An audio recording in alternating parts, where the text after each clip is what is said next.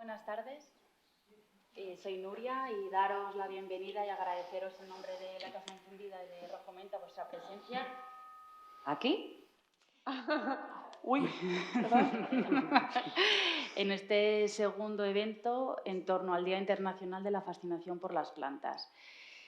Contaros que este día tan especial, al menos para nosotros, ya se lleva celebrando hace más de 10 años y, de hecho, nosotras a nuestra manera lo llevamos festejando pues, los 10 años.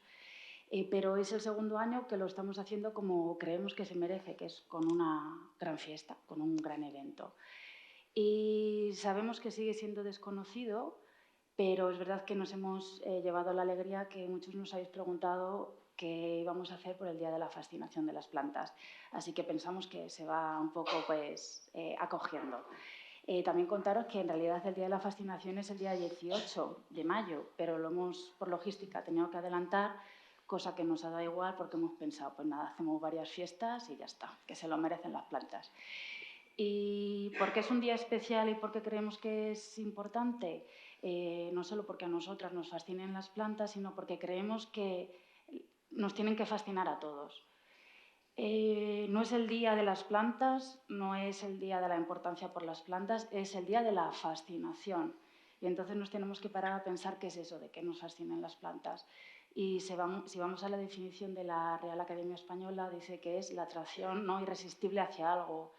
Entonces, no nos podemos conformar con que a la gente, ¿no? Si buscamos el objetivo de que nos fascinen, que a la gente le gusten las plantas o les parezcan bonitas, sino tenemos que lograr que les fascinen.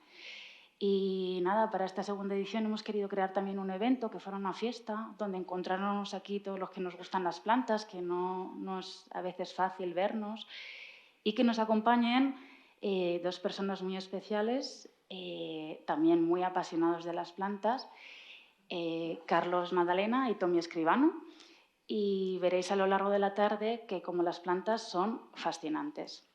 Y ellos van a hacer una ponencia individual y luego tendremos un tiempo donde vamos a poder hacer como una mesa redonda y vais a poder, si queréis, participar y preguntar. Y sin más, que espero que lo disfrutéis un montón y que os fascinen con lo que nos van a contar. Os paso con Laura, mi compañera, que os va a presentar al primer ponente, que va a ser Tommy Escribano. Muy buenas tardes a todos y a todas. Pues nada, como ha dicho Nuria, tenemos a dos personas fascinantes para compartir este día tan especial para nosotras. Y nada, Tommy Escribano es botánico autodidacta, es coleccionista de nenúfares y además es un viajero incansable, gracias también un poco al trabajo que has tenido, ¿no? De tripulante de cabina. Y nada, esto le ha permitido recorrer los mayores jardines botánicos del mundo y conocer, aprender y nutrirse pues, de los mejores, ¿no? Entonces ha ido recopilando muchísimo conocimiento que comparte de manera súper generosa con todos y con todas en las redes sociales, o sea que si no le seguís os animamos a que lo hagáis. Y ha conseguido logros muy importantes, ha conseguido cultivar nenúfares tropicales en Madrid contra todo pronóstico y hacer florecer por primera vez a un nenúfar gigante que ahora nos contará también por primera vez en Madrid. Así que todos estos logros le ha permitido ser títulos como el mago de los nenúfares o el hombre que susurra a los nenúfares, que esto me encanta. Así que nada, yo no robo más minutos y os dejo con su presentación que se llama Pasión por los nenúfares. Bueno, muchas gracias. Gracias a todos por venir y a los que me seguís, pues más todavía, que se agradece un montón. Comenzamos la presentación. Esta es una foto fantástica que mi amigo Enrique Ascanio me pasó estando en el Jardín Botánico de Caracas. Y estas plantas, ahora no va a la presentación. A ver. No sé. Ah, espera, a ver si es esto. Bueno. Ha muerto. Abajo, en vez de... no, perdóname.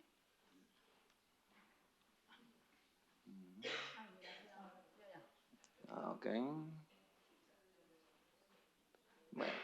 Bueno, pues nada.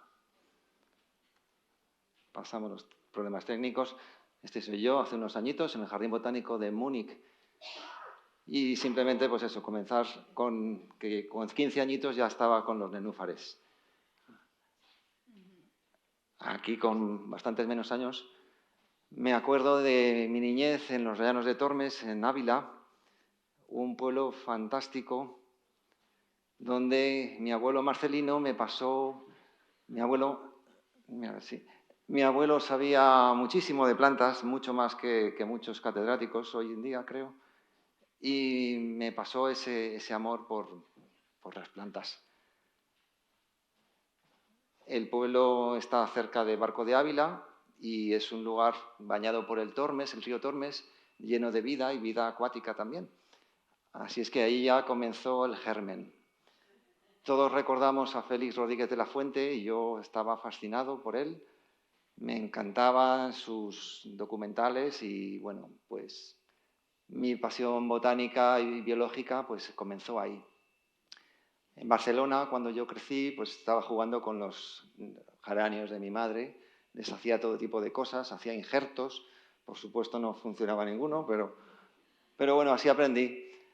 Y a un pobre cactus le hice también una buena faena, le puse una inyección de fertilizante líquido, Plantavit, que se llamaba, le hice una calva brutal, pero ahí aprendí también que si decapitas un cactus se puede multiplicar y entonces salieron ramas. Con lo cual no fue todo tan malo. Pero bueno, cactus seguro que opinaría lo contrario. Con 15 años nos mudamos a Madrid y compré mi primer nenúfar. Se llama Marliacea rosea. Es este nenúfar que veis aquí. Y aunque no lo podáis creer, todavía lo tengo. Sigue vivo. Los nenúfares pueden seguir viviendo de forma indefinida. La parte más vieja va muriendo, la parte más joven sigue viviendo. Así es que, evidentemente, han pasado muchos años y ya hay nenúfares mucho más bonitos que este, pero a este le tengo un cariño especial.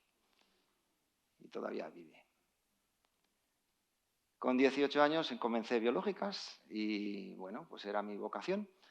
Pero yo, bueno, quería hacer ingeniería genética con plantas. Esto suponía que había que irse a Estados Unidos. Bueno, me decían todos que era muy difícil, que tal, que cual. El caso es que comencé la carrera y no me gustó nada.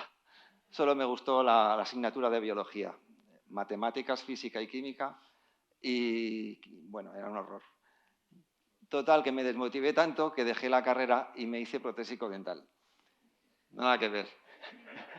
Yo tenía y tengo bastante habilidad manual y resulta que se me dio bien, me gustaba.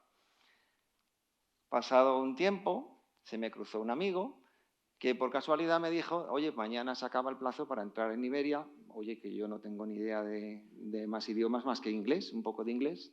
Ah, sí, es suficiente. Bueno, pues así, de rebote, en 3 meses estaba ya trabajando en Iberia y desde el año 91 hasta hace 2 meses he estado trabajando allí, recorriendo el mundo entero y conociendo a gente fantástica y viendo jardines botánicos por todas partes. Unos iban a la playa y otros se iban conmigo a los botánicos. En uno de los viajes a Venezuela conocí al que sería mi maestro, el profesor Miguel Castillo, que es el señor que está en el medio. Y Miguel ahora es casi como de la familia. Nos hemos hecho muy amigos. Lo que Miguel cultivaba allí en Caracas era una maravilla.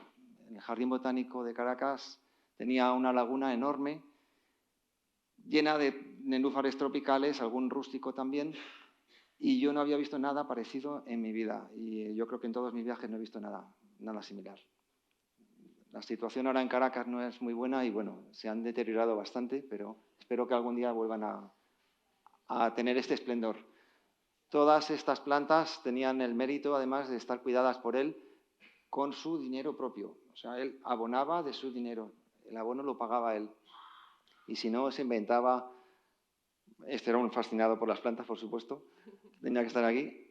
Y se inventaba pues cualquier forma de meterles el fertilizante de alguna manera. Bueno, pues desde entonces yo me hice voluntario del Jardín Botánico de Caracas y por correo les hacía llegar nuevos híbridos.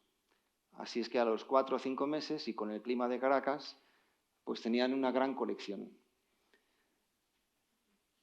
hice también amistad con grandes expertos como Carlos Magdalena, no sé, me suena de algo, Yasuhiro Satou, que le tenemos aquí al otro lado, y Rich Sager, que no está en la foto, pero que es también un gran referente en Norteamérica.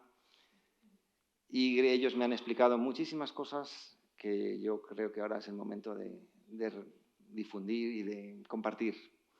En 2018 me sorprendieron también invitándome a dar una primera conferencia en Shanghái, nada menos. Bueno, pues ahí estaban los chinos, un auditorio, el doble de esto, lleno de chinos. Yo con un traductor hablando en inglés y bueno, les gustó, estuvo gracioso la verdad la experiencia y nos hicieron una cena con nenúfares, todo se comía. Los lotos, estos son lotos, por cierto, esas plantas que tienen ahí de decoración, igual que nosotros tenemos los ficus, pues ellos ponen los lotos, que son expertos en lotos, y los chinos lo que querían era, pues es un poco saber de qué forma podían ellos meterse en el negocio de los nenúfares, que veían que eso era lucrativo, y bueno, nos invitaron aquí a unos cuantos. Una experiencia muy, muy divertida y la verdad que vimos jardines muy bonitos y muy bien cuidados. Eso es una mata de loto enorme, nelumbo, nucífera, porque ese es el tropical. Muy chulo, la verdad. Bueno, pues en el 2018 comenzó mi colaboración con el Jardín Botánico de Madrid. Ellos me pidieron colaboración, me pidieron ayuda y yo dije, pues venga, sí, vamos a ayudar. Les doné una gran colección durante 4 años. Y la verdad que a lo mejor ellos no sabían lo que yo iba a hacer allí al principio, pero fue un gran éxito. Aunque comenzó con un pequeño disgusto porque los patos se comieron toda la primera colección. A la semana tuvimos que reponer y poner una fea red que imagino que habréis visto. Conseguimos la floración de la Victoria, era el híbrido Lombut famoso, en Madrid, al aire libre y sin calefactar el agua. Nosotros, bueno, yo sé que en España hay pioneros en el cultivo de Victoria, que es en el jardín de la Fundación Sales en Vigo, al que saludo, por supuesto, les admiro, y los del Jardín de la Concepción en Málaga. Es verdad que ellos calefactan el agua, porque bueno, en Vigo no hace mucho calor tampoco, y en Málaga, bueno, regular. Y tenemos la suerte en Madrid que hace mucho calor. Entonces, yo sabía que la planta se podía cultivar en Madrid porque yo en San Sebastián de los Reyes la había tenido en mi jardín. Pero claro, no es lo mismo en mi jardín que en un jardín público como el botánico. Y entonces fue la locura mediática. Me entrevistó Telemadrid, estás de Telemadrid, se metió en el agua, la pobre tenía miedo. Fue muy divertido, la verdad. El País, todos los periódicos, bueno. En todos mis viajes, pues claro, yo me iba a todos los jardines botánicos, entonces rápidamente iba buscando las plantas acuáticas. Y bueno, pues en Bogotá tenían unas cuantas, pero no tenían muchas, entonces di con un jardinero que estaba muy interesado y bueno, pues le empecé a ayudar, a asesorarle un poco técnicamente y estos son los 2 primeros ejemplares de Victoria amazónica, que es una planta nativa de Colombia, entre otras partes de Sudamérica, y para ellos era muy importante volver a tener esta planta en flor. Bueno, pues el pobre encontró estos 2 tanques en un invernadero abandonado y le puso unos calentadores de acuario, temperatura 28 grados en el agua aproximadamente, y mirad qué bonitas estaban las 2 plantas. Cuando pude verlas ya dije, bueno, esto está a punto de dar flor. Y no me equivoqué, porque en muy poco tiempo estaba ya con la flor. Y a él le vino muy bien. El Jardín Botánico Nacional de Cuba pues es otra de las colaboraciones, una de las últimas que he hecho. También ha sido muy simpático. Vino a verme al Desert City, donde hago demostraciones todos los domingos, y me dijo que trabajaba allí. Pues mira, yo casualmente tengo un vuelo a Cuba el mes que viene. Pues ven a verme, no sé qué. Bueno, pues súper amigos. Y allí me trajo a todos sus jardineros, algunos tenían edad de mi padre, y la verdad que tenían un interés brutal. Y con el clima de Cuba, pues oye, los tropicales funcionaron súper bien. Desde el 2021 estoy en la junta directiva de la International Water Lily. Hoy teníamos una reunión online, no he podido ir, claro, pero bueno, es divertido meter la cabeza ahí y ver un poco qué es lo que se cuece y también un poco dar un poco voz a los hispanos, a otros idiomas. Yo les recuerdo que esto se llama International Y ahora pues hemos hecho un montón de cosas para que los que vayan hibridando plantas tengan un acceso a documentación bilingüe, trilingüe, en todas las lenguas. O sea que, bueno, se pueden hacer cositas. Además hay un concurso anual de belleza de plantas, de nenúfares. Desde hace 2 años llevo exponiendo parte de mi colección en Desert City y esta es una de las floraciones de Victoria cruciana, que bueno, nos dio mucho gusto. Estuve con Laura una vez, los dos a solas. Invité a todo el mundo, pero solo vino Laura y la verdad que lo pasamos súper bien. Como 2 niños viendo la flor abriéndose delante de nosotros. O sea, es algo, si no lo habéis visto, tenéis que venir porque en los jardines botánicos normalmente no se puede estar a esas horas. Susana lo sabe, que está aquí, que es mi mejor cuidadora en el Jardín Botánico de Madrid, que tiene un cariño enorme a las plantas. Pues en Desert City pues, teníamos esa oportunidad incluso de meternos en el agua, como estaba Mercedes y yo estábamos ahí. Y ahí los domingos ya digo que imparto clases gratuitas. Bueno, pues nunca es tarde para retomar la vocación. Eso sí ha sido así en mi caso, está claro.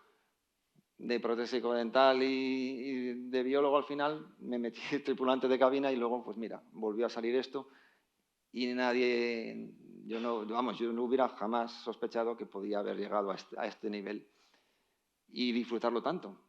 Esto no es mi forma de vida, no me da dinero, pero me da mucha alegría. Y bueno, es la fascinación por estas plantas. Gracias a eso estamos aquí. Los nenúfares llevan con nosotros desde los albores de la humanidad y siempre nos han llamado mucho la atención a todas las culturas. Y hay uno que es realmente conocido, que es el loto azul del Nilo. Quizá lo conocéis por Tintín. Bueno, tiene un nombre muy rimbombante, pero muy equivocado, porque resulta que no es un loto. Los lotos son otra planta acuática diferente a los nenúfares. Y hay muchísimas representaciones de esta planta, que es un nenúfar, Nymphea nouchali, variedad Cerulia, conocido normalmente por Cerulia. Y aquí vemos cómo le están dando al dios Osiris una ofrenda de nenúfares abiertos, y es un nenúfar de un color blanco azulado. Pero loto azul, que sepáis que no existe.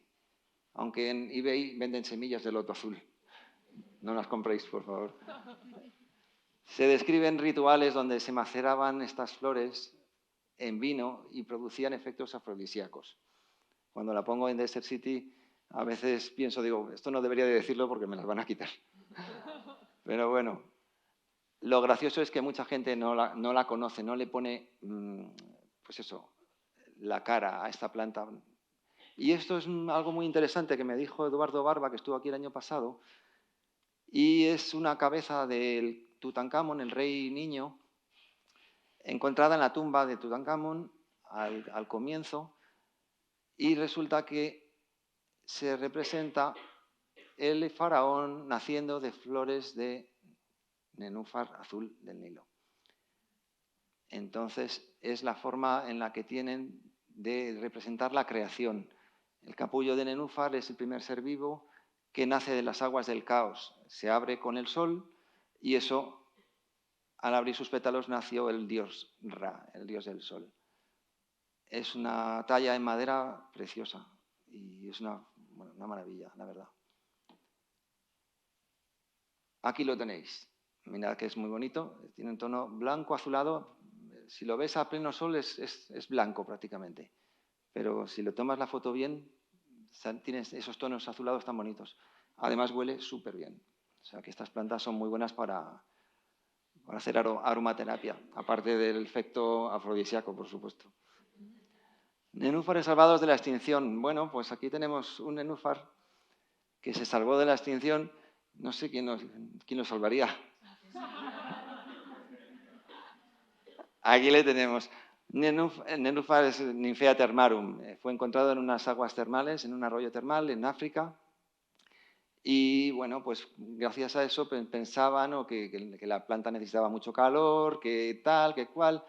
El Jardín Botánico de Bonn, la planta no daba flor, estaba condenada a morir. Nadie sabía muy bien cómo hacer y Carlos le dio varias vueltas. Y bueno, pues hoy tengo la sorpresa de que os lo traigo. Aquí lo tengo. Mirad qué pequeñito es, luego venís a ver. Nenúfar termarum cabe en una taza y le sobra media taza, o sea que podría. Está chiquitín, todavía es chiquitín y se le ha quemado un poquito la hoja. ¿Es el más pequeño? Es el más pequeño de todos y se han hecho vídeos ya con él y bueno, pues oye, a los japoneses les encanta porque claro, con espacios pequeños y casas pequeñas, pues oye, puedes tener un nenúfar en una palangana. Así es que es una planta muy interesante y bueno, pues gracias a Carlos pues la tenemos aquí. Bueno, vamos a hablar de algo que me apasiona, es la hibridación. Me gusta hacer mis propios híbridos y entonces los nenúfares tienen como veis aquí, aunque está en inglés, pero bueno, esta es la parte femenina, el estigma, estos son los estambres. Aquí se produce el polen.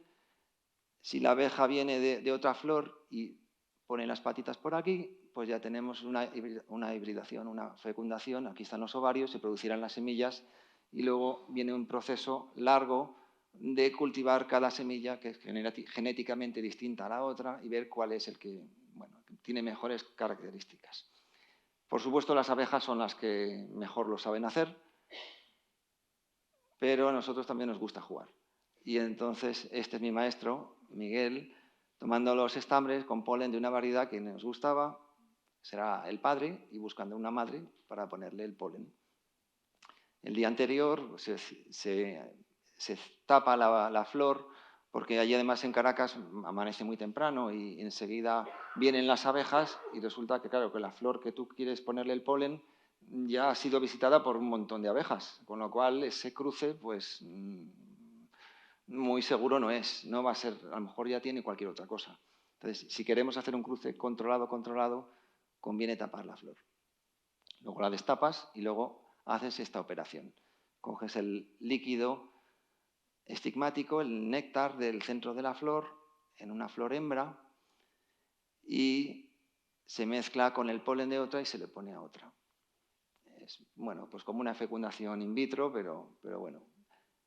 El polen se agita, se activa, enseguida a 20 grados empieza a germinar, salen unos microtúbulos muy chulos y luego, eso se ve en el microscopio, claro, y luego se pone ya de vuelta en la planta femenina en su primer día de floración, que es cuando son hembras, para que tengamos ya hecho el cruce.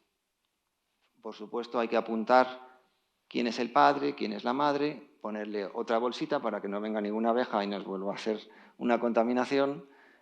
Y bueno, pues si todo va bien, aquí tenemos una prueba de embarazo. Se ha producido un fruto, esto ha engordado muchísimo y está repletito de semillas. Las semillas al madurar explotan y se liberan al agua. Entonces conviene poner una malla para recuperarlas, para que no se pierdan por el agua. Encontraremos en la malla pues también el nombre que le pusimos del padre y la madre y tal. Estas son las semillas, un fruto abierto con las semillas en un colador. Nada, esto no tiene mucha más cosa. Luego se plantan, mirad qué cantidad de semillas han crecido aquí, eso es una locura. Cada una puede ser genéticamente distinta de la otra, o sea que, bueno, esto sería para llenar el Estadio Bernabéu y probablemente más. Pero bueno, lo divertido es eso, no todas funcionan, no todas evolucionan y siempre hay que seleccionar las mejores. Los acuarios calefactados pues crecen fenomenal las plantas, estos nenúfares crecen muy bien así. Y aquí tenemos el primer híbrido mío, que bueno, mi híbrido mío tampoco es porque fueron las abejas que lo hicieron, pero seleccionado por mí. Su One Light Pink lo registré finalmente porque me dijeron que era maravilloso, maravilloso, y dije, bueno, pues venga, lo voy a registrar. Parece que aguantaba mucho el frío y aguantó Filomena incluso, o sea que para ser un nenúfar tropical tiene mérito y por eso lo registré. Este Yellows es, bueno, pues un registro, este es el registro oficial. Está mi nombre, a nombre de Miguel y a nombre de Surapol. Lo gracioso es que yo fui la persona, el intermediario. Miguel consiguió las semillas, hizo el cruce. Yo cuando fui a Caracas vi que tenía como 1000 semillas, sin exagerar, en un bote que estaban germinando. Digo, bueno, ¿esto qué vas a hacer con ello? No, hermano, no sé qué, no puedo hacer, no las puedo cultivar. Digo, bueno, venga, me las llevo y ya las mandaré yo donde sea, porque en Madrid era invierno, yo tampoco las podía cultivar. Entonces se me ocurrió mandárselas a todos mis amigos. Y el único que consiguió un éxito, además rotundo. 4 híbridos espectaculares fue Surapol. Surapol hizo mucho dinero con este nenúfar, que ha sido uno de los más caros de toda la historia. 1.500 euros costaba cada tubérculo. Yo no vendí ni uno, ¿eh? Pero me queda esa honrilla y esa alegría de que Surapol hizo un buen trabajo, que además es lo más difícil, cultivar la planta, porque, bueno, yo fui el intermediario simplemente. Pero aquí la tenemos, Yellows. Luego hay una Yellows 2, por eso, que es como más redondita. En Japón, como he comentado antes, les gustan las plantas pequeñas y esta es una planta japonesa cultivada en una especie de palangana. Pues eso es la cosa. Estamos ahora en que si no tengo estanque, bueno, si no tengo estanque, me lo dice mucha gente, yo no tengo estanque, ¿qué puede hacer Tommy? Bueno, pues vamos a ver, hay soluciones. Macetón. En los chinos me costó 10 euros el macetón este, sin agujeros. Mira qué bonito queda. O sea que... Y además calor tenemos en Madrid para aburrir. Esa es una variedad tropical y esta es una variedad rústica. Un barreño que se usan para hacer mortero, cemento. Bueno, vamos a pasar un poco las... Ese es otro. Porque como tengo muchísimas y quiero explicaros, vamos a otra pasión, que esto podemos saltar a la pasión de las victorias. Si me preguntáis qué planta es la que más me fascina de todas, de los nenúfares, os voy a decir que Victoria. Y es que Victoria, todo en ella es especial y todo en ella es fascinante.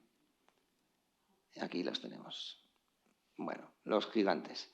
Desde que se descubrieron, los ingleses se las querían llevar como fuera y cultivarla en Inglaterra y se tardó bastantes años en lograrla cultivar.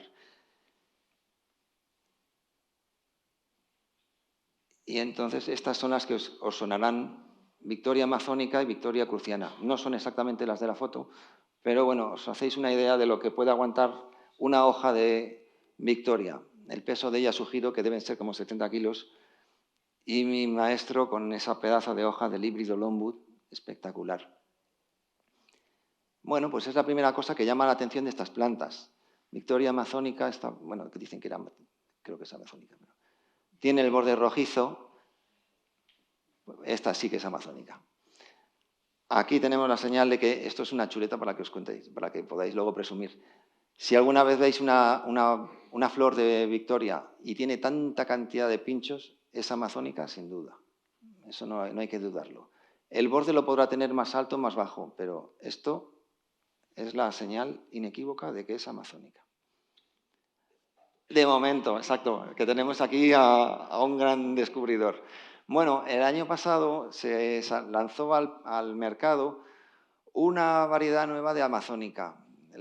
Una universidad china, unos jardineros, no me recuerdo muy bien, con una sustancia que se llama colchicina, lograron que uno de los ejemplares pequeñitos que estaban creciendo, más de 200 plantas habían utilizado, desarrollara unas hojas muy oscuras, casi negras. Y esta es la famosa Dreamer. El año pasado se empezó a cultivar, este año la he empezado a cultivar yo, para cultivarla aquí en España y que sea el primero.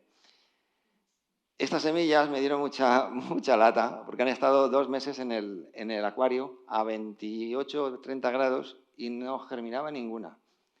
Yo ya pensé que se habían dañado en el viaje, porque las compré, venían de la India, otras me habían mandado de Francia. El caso es que finalmente germinaron. Con esta ola de calor que hemos tenido, pues mirad qué de oscura es la hoja. Y así se mantiene durante su crecimiento y en la floración. Esta es una planta pequeñita, que eso espero que mis plantas se pongan así en cuestión de, bueno, un mes, esperemos. Hoy he tenido la alegría de ver las primeras hojas flotantes de las mías, de mis plantas. Y si queréis verlas luego, aquí he traído también en este boletín 4 semillas germinadas y una plántula chiquitina. Luego os levantáis y la venís a ver. Así que tenemos hoy sorpresitas por aquí. Es como una guardería de victorias. Mirad esto en Italia, el primero que la cultivó al aire libre. Debe ser un estanque, bueno, lo es porque tiene muy poca profundidad, que toma mucha temperatura. Es una planta que necesita, prácticamente seguro unos 28 grados en el agua casi constantes. Entonces, bueno, consiguió que diera flor y ha recogido semillas y las semillas son fértiles y producen semillas iguales. La Victoria Cruciana es la que es más verde de todas, la que tiene el borde más alto. Mirad qué bordes tan bonitos. Esto es en Caracas.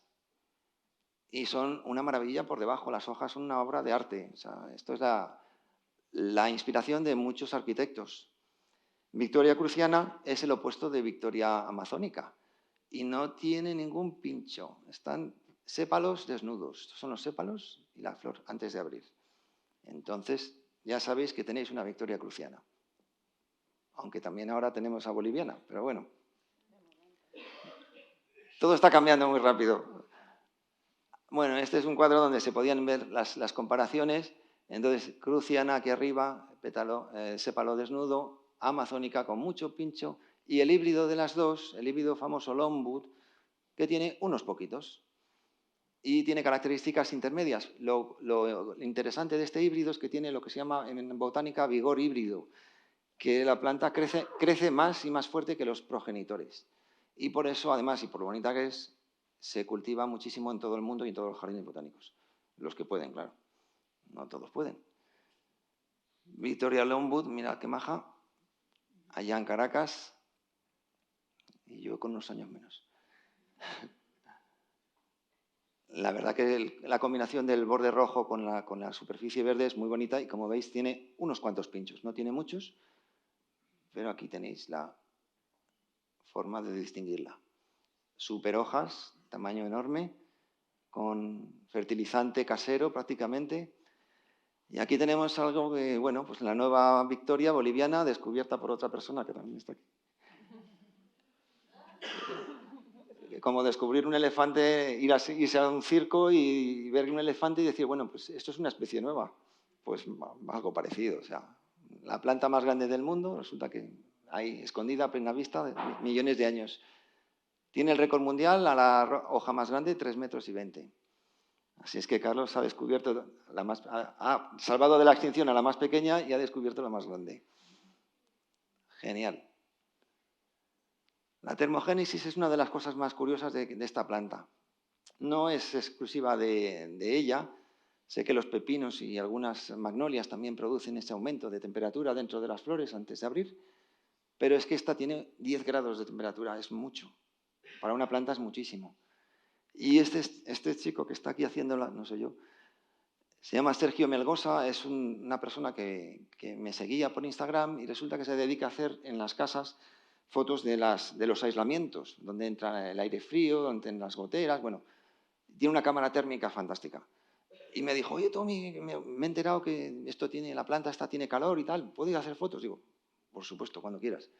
Y hicimos fotos de cómo la planta se calienta. Mirad la foto térmica con la flor cerrada. Eso de aquí es un volcán y tiene 10 grados más que en el exterior. Y aquí esto es un invernadero mío cerrado que hace bastante calor. La planta ya con los pétalos cerrados huele a piña muchísimo, que es otra de las cosas que tiene de curiosa esta planta, aparte de florecer de noche.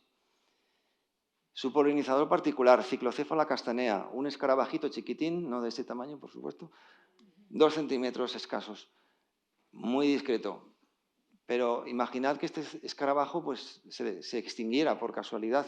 Pues no sé yo si sobreviviría la planta. Tiene una relación con él maravillosa. Y bueno, a mí me alucina todo lo que ella hace con este escarabajo. Lo voy a explicar. Esta es un corte sagital de la planta, bueno, de la flor. Mirad ahí las cavidades, el agujero perfecto por donde van a pasar los escarabajos y llegar aquí a esta parte que es el buffet libre que les está preparando la planta. Todas estas superficies son comestibles para el escarabajo. A la planta no le hace ningún daño. Y si el escarabajo viene de otra flor en la que salga lleno de polen, ya habrá producido una polinización. Los ovarios están aquí abajo y producirán las semillas, que era lo que la planta quiere hacer. Aquí tenemos los escarabajitos en acción. Esta planta abre de noche con el alba y por la mañana se cierra, atrapando a los escarabajos. Se quedan dentro, pero ni tan mal. Están súper bien. La planta, como he dicho, les da de comer. Tienen calorcito. Y vamos a ver cómo la planta va cambiando, va cerrando, va abriendo los... Es una metamorfosis completa porque abre como si fuera una magnolia y luego se transforma de un color rosa. Los estambres van saliendo. Es increíble. Bueno, vamos a acelerar un poquito porque quiero enseñaros unas cosas. Mirad qué chulo el orificio. Esta foto me dijeron que era un poco ginecológica. La gente de verdad que ve cosas raras, pero bueno, a mí me parece una belleza. Aquí es el cambio de sexo, se está convirtiendo en macho, masculina. Y ahí se ven ya los estambres que comienzan a explotar como si explotaran desde el centro. Aquí se están abriendo más, abre otra vez el agujerito para que los escarabajos se escapen. Total, que ya llega el día de nuevo y la planta empieza otra vez a cerrar. Ahora mismo, mirad, esta es la transformación en macho y va a abrir los estambres. Esto no lo había publicado nunca, es que lo veis hoy en exclusiva. Se va la luz del sol y raca, se abre del todo y en esas puntas está el valioso polen que, como en España no existe ese escarabajo tropical, el que la poliniza soy yo. Cuando tengo dos flores en dos plantas distintas, que no es fácil, les hago una polinización cruzada y cuando no, pues les hago una autopolinización. Cualquier cosa con tal de conseguir semillas. En fin. Aquí están mis medios para hacer la operación, tijeritas, tal. Y ahora os voy a mostrar, esto es el embarazo, las semillas que ya empiezan a abultar. Todo es un proceso muy divertido y bueno, fascinante, la verdad que para seguirlo en los meses y poderlo hacer aquí en Madrid, pues bueno, y las semillas hacen que el ciclo vuelva a comenzar. Ese es el estadio de las semillas ahora, tal cual se siembran otra vez en primavera y si todo va bien, pues a finales de verano, en agosto, pues volveremos a tener la generación de victorias. Este año tendremos Victoria Dreamer, la negra, tendremos el híbrido Lombu, tenemos otro híbrido nuevo en el mundo, bueno, tenemos muchas cosas. Vamos para terminar mi exposición, tenemos que ir a 200, ¿vale? Perdonad que esto es más complicado de lo que parece. Mucha gente me pregunta, es la pregunta del millón, ¿necesitan tierra? Bueno, pues todos los nenúfares necesitan tierra. Esto no está pasando. Ahora. Y tierra arcillosa, no compréis la tierra de los viveros, porque no hace falta. La tierra arcillosa es gratis. Mi jardín está lleno de arcilla y les encanta. Es verdad que hay que enriquecerla. ¿Y con qué se enriquece? Con un fertilizante de lenta disolución, de lenta liberación. No está pasando. Vale, pues vamos a ver, vamos a hacer... Perdonad que vamos a hacerlo más rápido porque quería hacer... Ajá, vale, bueno, pues nada. Bueno, muchísimas gracias, Tommy. Nada, un placer. Luego, si os queréis acercar a ver lo que ha traído... Luego venís a ver los nenúfares problema, y haceros una foto con ellos. Sí, y luego abrimos como un turno de preguntas después de la exposición de Carlos también. Entonces, ¿vas preparando tú la presentación? Sí, la pongo yo aquí. Bueno, voy presentando mientras tanto a Carlos Madalena, por si alguien no le conoce, de los que estáis aquí. Es que no sé. ¿Aquí? ¿Esa es la presentación? Sí, porque está en castellano. Perdonad un segundito. Opa. Ahora ya se ve ahí. Bueno, Carlos es jardinero, horticultor, el responsable de los invernaderos del vivero de plantas tropicales de los Kew Garden, ¿lo he dicho bien? Más o menos. Más o menos, en Londres. Bueno, lo primero te queríamos agradecer que te hayas venido desde tan lejos. Es un placer. Y así bastante fácilmente, o sea, ha sido ¿no? Sí. Que nos lo ha puesto muy fácil, vaya. Y nada, bueno, pues ya sabéis que se ha ganado el título del Mesías de las plantas por su capacidad casi mágica de recuperar especies en peligro de extinción y, bueno, de propagar también especies raritas en el mundo, ¿no? Sí. Y bueno, pues nada, que es un auténtico placer No, mil tenerte gracias por traerme. aquí. Y nada, tu exposición se va a llamar... a ver, que me lo sé, ¿eh? Un momentito. El micrófono. ¿Es obsesión o fascinación o Obsesión, obsesión? ¿no? Porque Creo que si hay sí. otra de las personas que Ahí pueda... hay un vínculo. ¿Y cuántas veces os habrán dicho en casa que, Manolo, estás obsesionado, deja ya las peonias o lo que sea, qué tal, ¿no? Esto es pensamiento negativo, ¿no? Dejaros llevar por la sesión porque tiene connotaciones muy positivas, ¿no? Suena muy mal, pero se pueden hacer muchas cosas con la obsesión, ¿no? Yo creo que es un proceso de... la fascinación te lleva a la obsesión y la obsesión te lleva a descubrir cosas fascinantes que ni siquiera habías pensado antes, ¿no? Se me ha olvidado decir que sé que lo vas a comentar ahora, pero que acabas de dar un petardazo con el descubrimiento del tercer nenúfar Sí. gigante, ¿no? La tercera victoria. Y nada, que es un súper logro que hacía un siglo que no ocurría esto y que... Sí, probablemente más un siglo, sí, sí. Y además no es una situación de estas de que llegas a un sitio donde nunca nadie había llegado antes, te la encuentras en un bar en Bolivia, en una foto en internet, ¿no? Pero de ahí a tú decir, esto es una cosa distinta, a demostrarlo, pues pasaron 15 años y un montón de cosas, ¿no? Proceso largo. Es un poco una locura. Bueno, que es un auténtico placer tenerte aquí y que, sin más, era obsesión o fascinación y andanzas y aventuras del Mesías de las plantas. Sí, bueno, nos voy a contar un poco mi vida de antes de llegar a Kew, porque si no tenemos 3 días.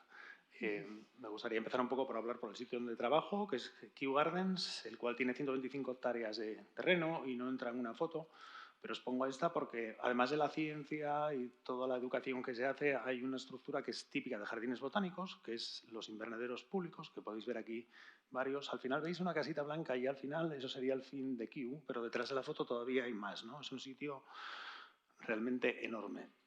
Y tenemos invernaderos, muchos de ellos históricos, como la Temperate House, que es de 1852, creo, y que tiene plantas de clima templado, ¿no? Estas plantas que no aguantan las heladas de Inglaterra, pero tampoco se cultivan como plantas tropicales con temperaturas de más de 20 grados, ¿no? Está distribuida las plantas por zonas de las colonias británicas, porque esto es el sentido que tenía cuando se construyó, y todavía lo tenemos así. Y también tenían más o menos en la misma fecha la Pall House, que curiosamente no está hecha de pabellones interconectados como la otra, es como si fuera solamente un edificio. En su día era uno de los más grandes y se utilizó la misma tecnología naval que se utilizaba para llegar a estas colonias, diseñando una especie de casco de un barco al que le damos la vuelta y que el exterior lo hacemos de cristal, ¿no? Tiene la misma distribución de distintas colonias del Imperio Británico con las distintas plantas que tienen intereses de cultivo económico, ¿no? Cosas como el café, el cacao, el caucho, todo este tipo de cosas. Pero una cosa que me parece bastante fascinante de Kew es que a la vez, además de ser un museo de plantas, es un museo de arquitectura, porque cada pocos años hacemos otro, este es de los 80, ¿no? Tiene una perspectiva totalmente distinta, no está hecho con tema del periodo colonial, está hecho más con el tema de distintas zonas del mundo, pues zonas áridas, zonas tropicales, zonas de charcas y colecciones de plantas como suculentas o como orquídeas, ¿no? Y todo esto significa que, como comenté antes, es un poco un museo de edificios, ¿no? Tenéis el Aquatic Garden, que está ahí al principio, que está catalogado como edificio porque está hecho de ladrillos y es parte de lo que es el Patrimonio Nacional Inglés de Arquitectura. Detrás tienes el Alpine House, que se hizo en el 2006, y detrás tienes el Princess of Wales, que se hizo en 1980, y no entra en esta foto, pero detrás estaría la Pall House, la Waterloo House, vamos, que es una especie de compango de arquitectura bastante interesante, ¿no?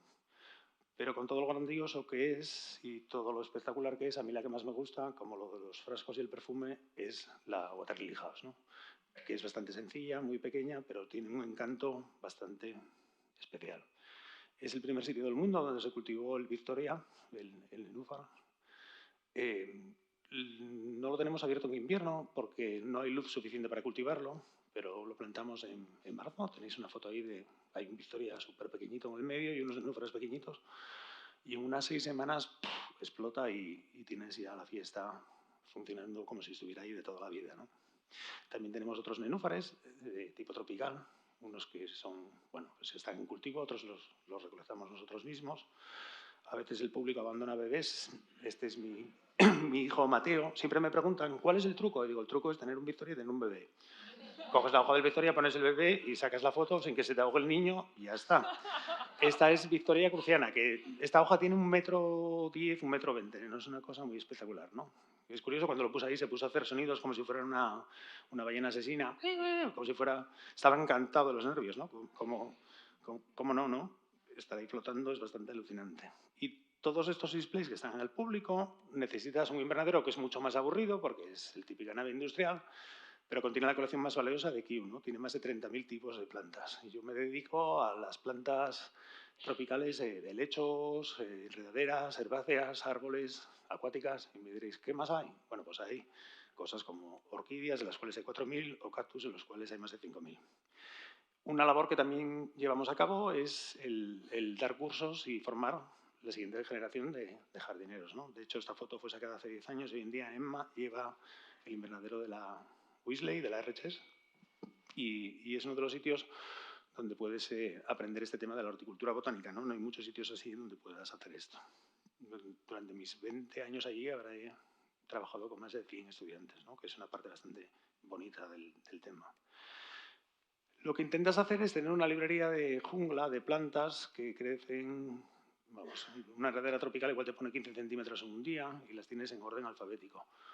Esto es básicamente imposible, a no ser que una de mis obsesiones, la propagación, la tengas como muy presente siempre, ¿no? Normalmente plantas un árbol, te llega al techo, lo tienes que sacar un esqueje, tiras la planta madre y tienes el mismo material genético clonado en una versión más pequeña, ¿no?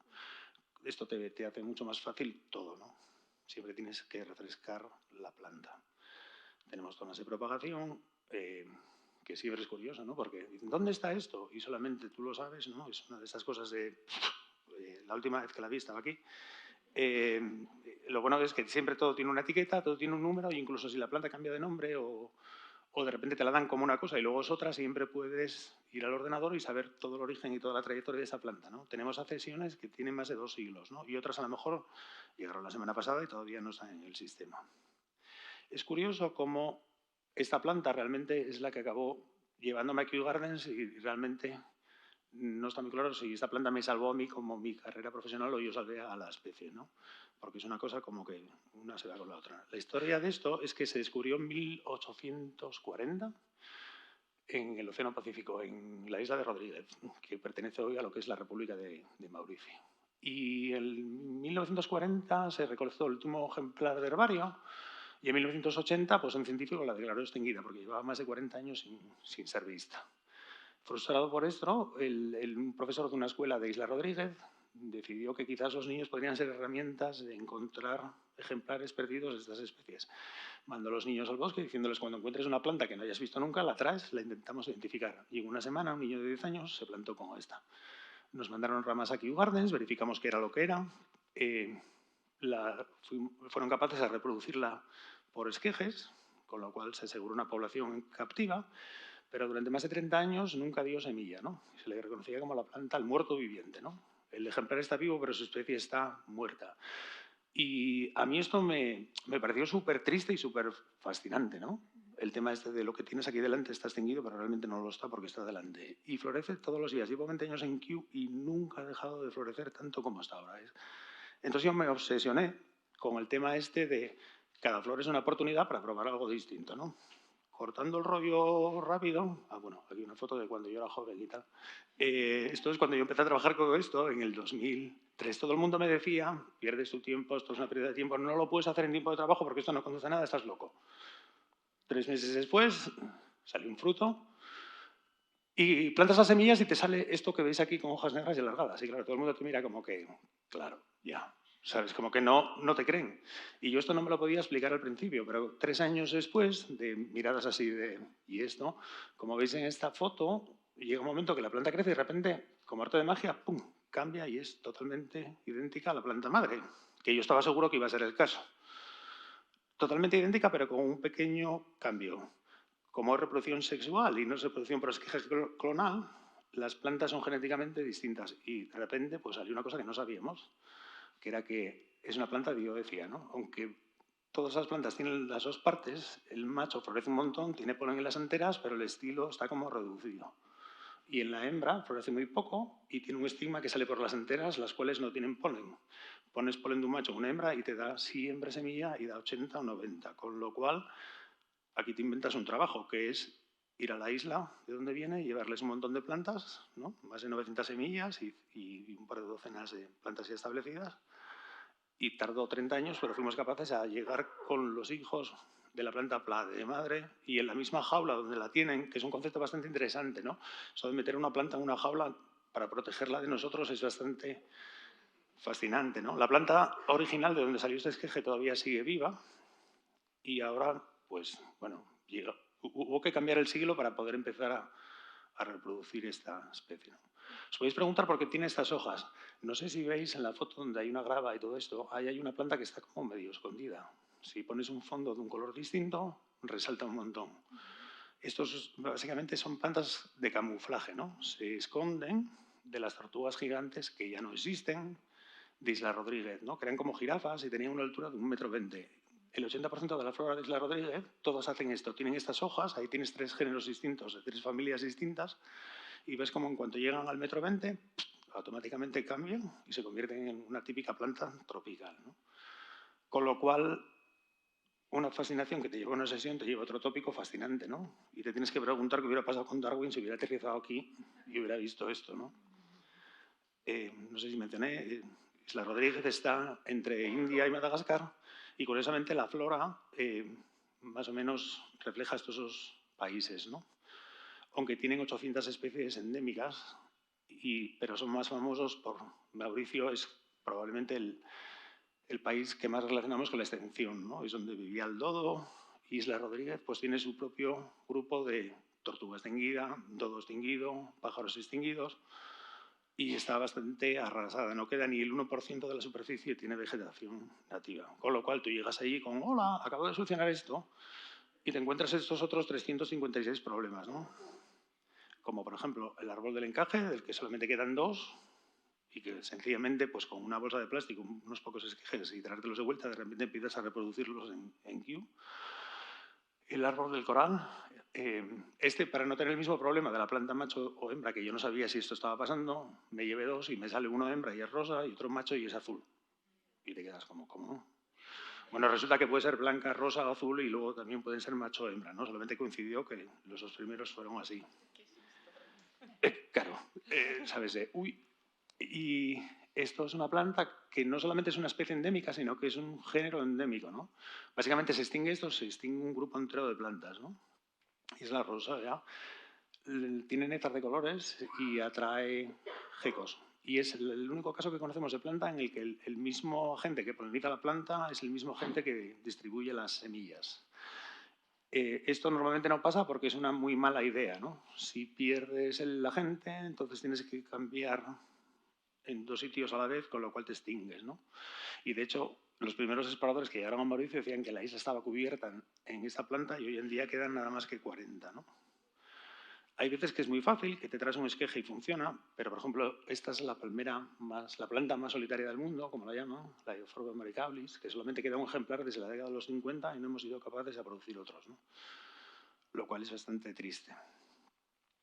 También he trabajado con otros países, como por ejemplo en Perú, con el juarango, que es un árbol que puede vivir 3.000 años, tiene raíces que pueden llegar a más de 50 metros de profundidad y dar a las capas freáticas de agua que bajan desde los Andes en el desierto más seco del planeta.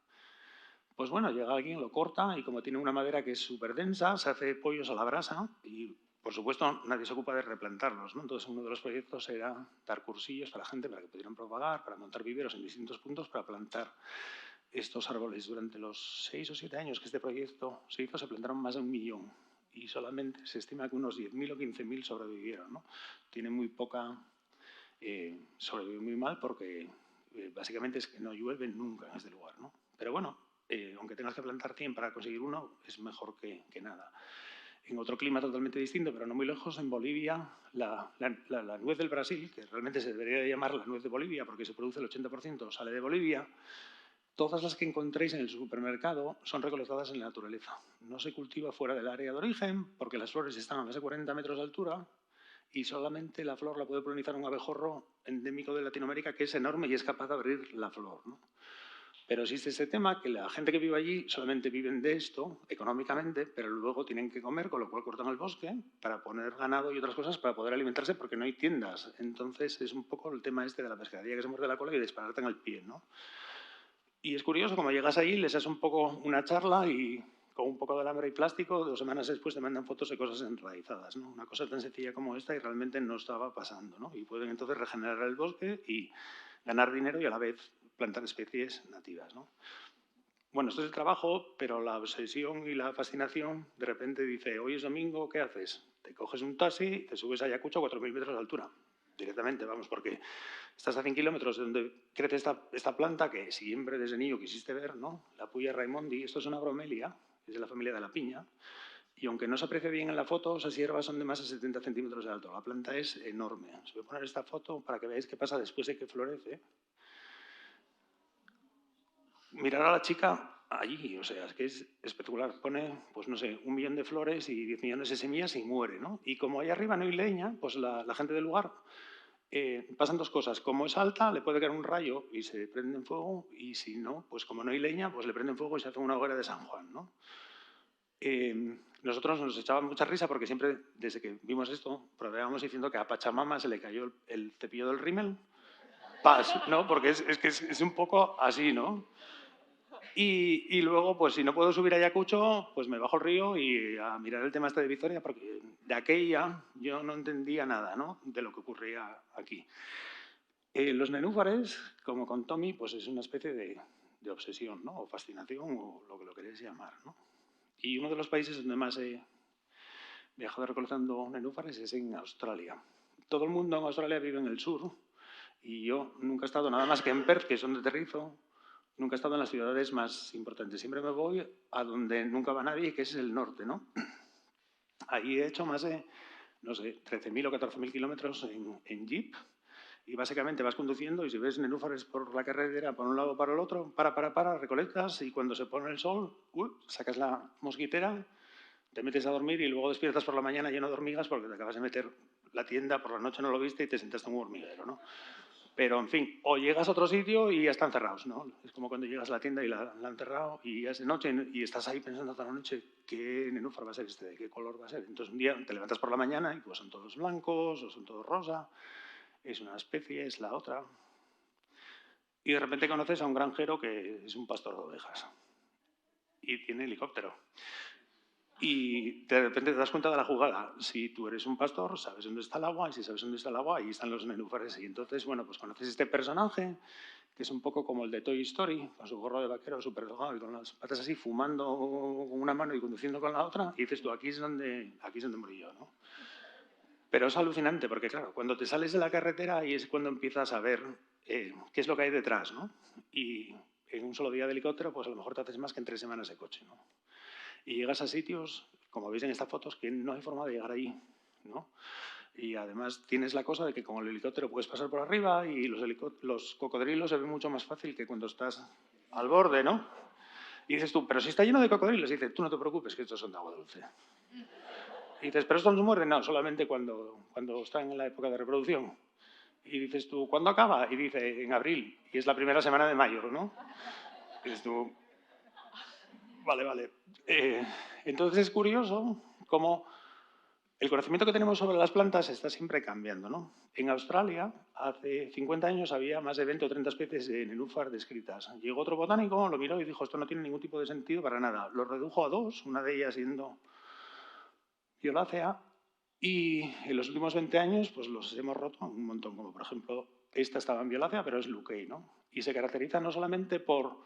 Si habéis visto las 2 fotos veis que hay diferencias, pero bueno, necesita siempre este marcador que es como diagnóstico, como por ejemplo, las hojas de este no son enteras, tienen como crenaciones en el borde, pero a la vez es endémica de una zona y a la vez solamente vive en ríos, y a la vez solamente vive en ríos que están cortando montañas que tienen arenisca.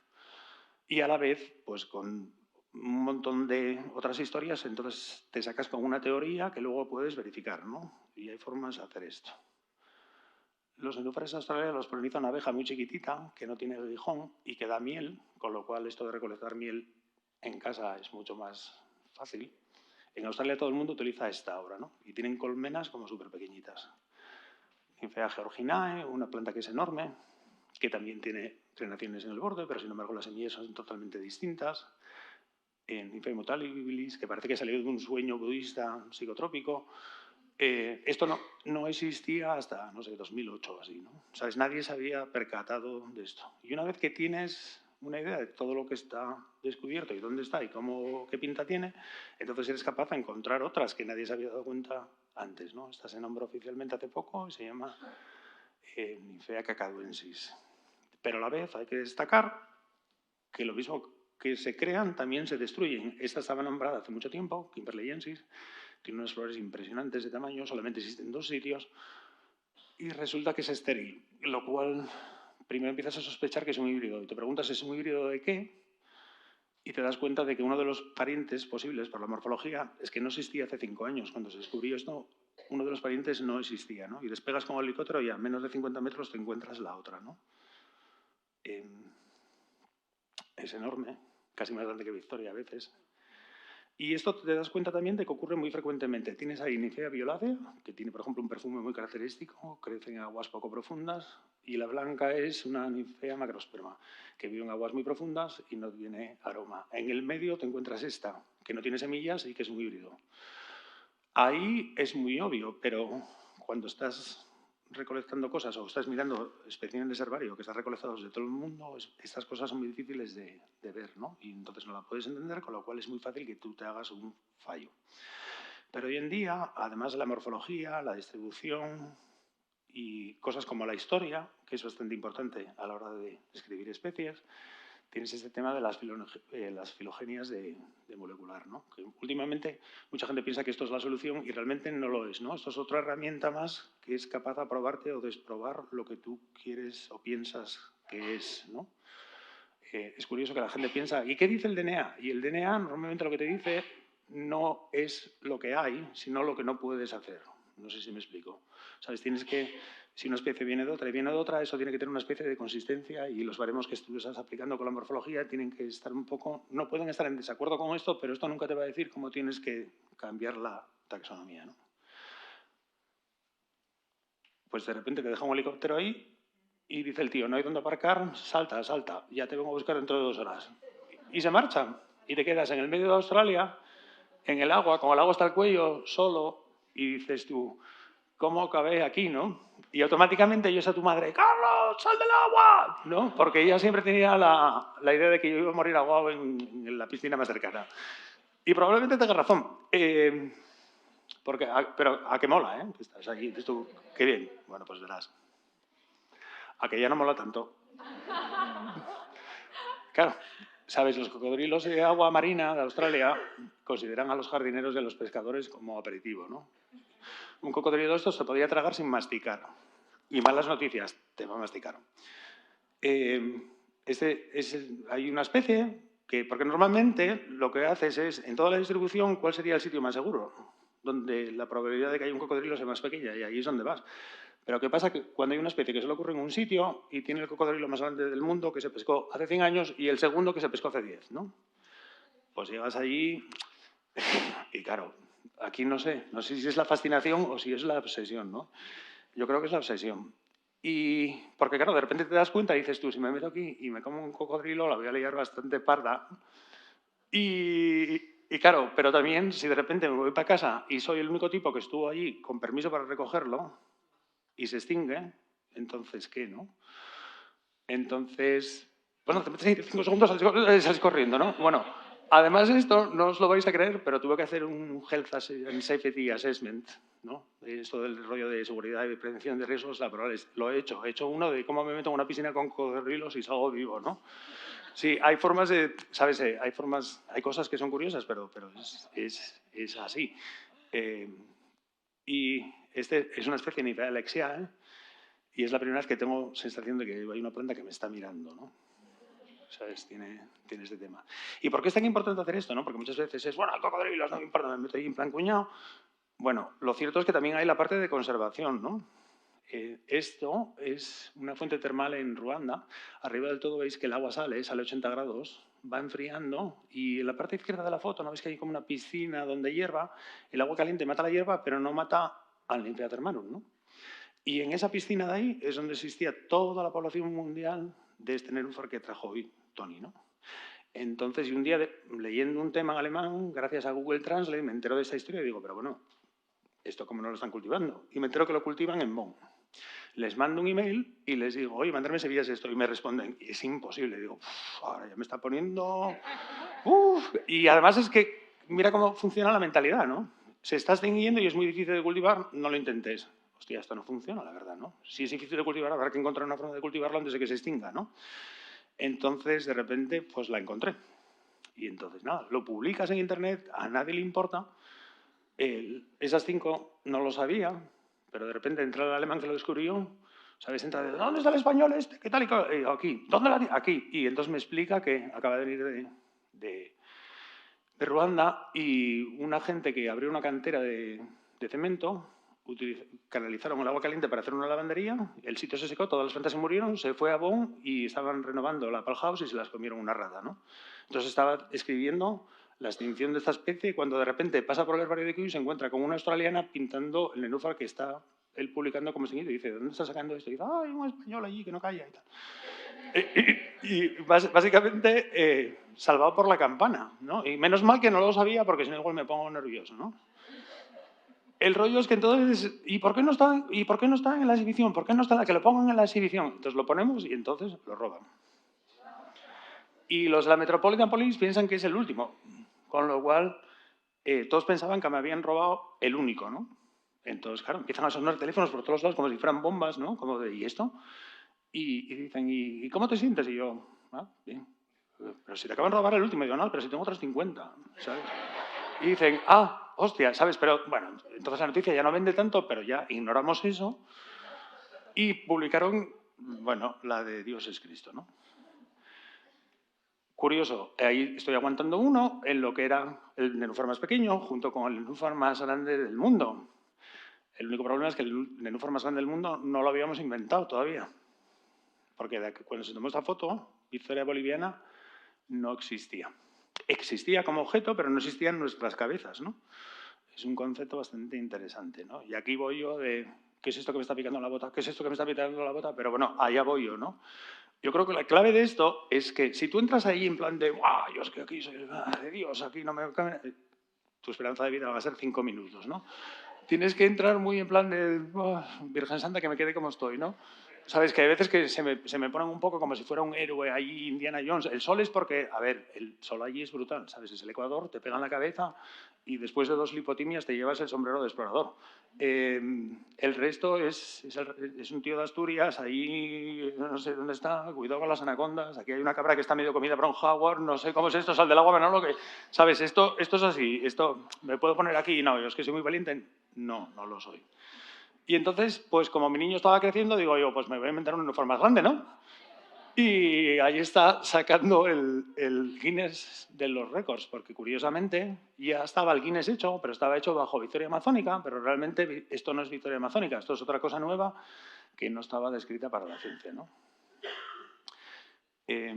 La hoja más grande es esta, que son 3,20 metros. La que teníamos ahí en Kew era de 2,80 metros, donde está Mateo flotando. Pero no sé si viste que pusiste una foto con Satú y estaba como la cosa como que se hundía, ¿no? Porque es una hoja más pequeña. Es que ni se inmuta. Y eso es un jardinero de, no sé, 35 años. Y no es una hoja de 3,20 metros.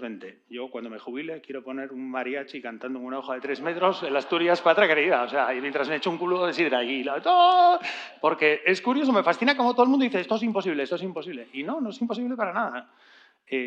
Básicamente, él saltó de la escalera a esa plancha de plástico, más que nada, porque la hoja es como un papel de fumar. O sea, si pones el pie, va, pero si lo distribuyes, ¿no? Como el tema de las raquetas con la nieve, pues va perfectamente. Bueno, mucho antes de esto del Victoria Boliviana, en el 2010, pues la prensa local de Asturias se saca un artículo y dice, el Mesías de las plantas. Y bueno, yo me sentí un poco como esto de, no sé si visteis La vida de Brian de Monty Python, ¿no? Mi madre, que siempre tuvo un carácter del copón, Pues me encuentro con esto cuando estoy tomando un café a la hora de comer y me llama mi madre, vente a casa a comer. Y digo, no, es que estoy aquí leyendo. ¡A la mierda! Vente a casa a comer, qué tal y qué cual. Y a mí es como cuando salía la madre a la ventana, ¿no? Que decía, no es el Mesías, es un niño muy travieso. Quedó ahí la cosa, nos echamos todos unas risas. Si conoces a mi madre, lo ves claramente cómo es.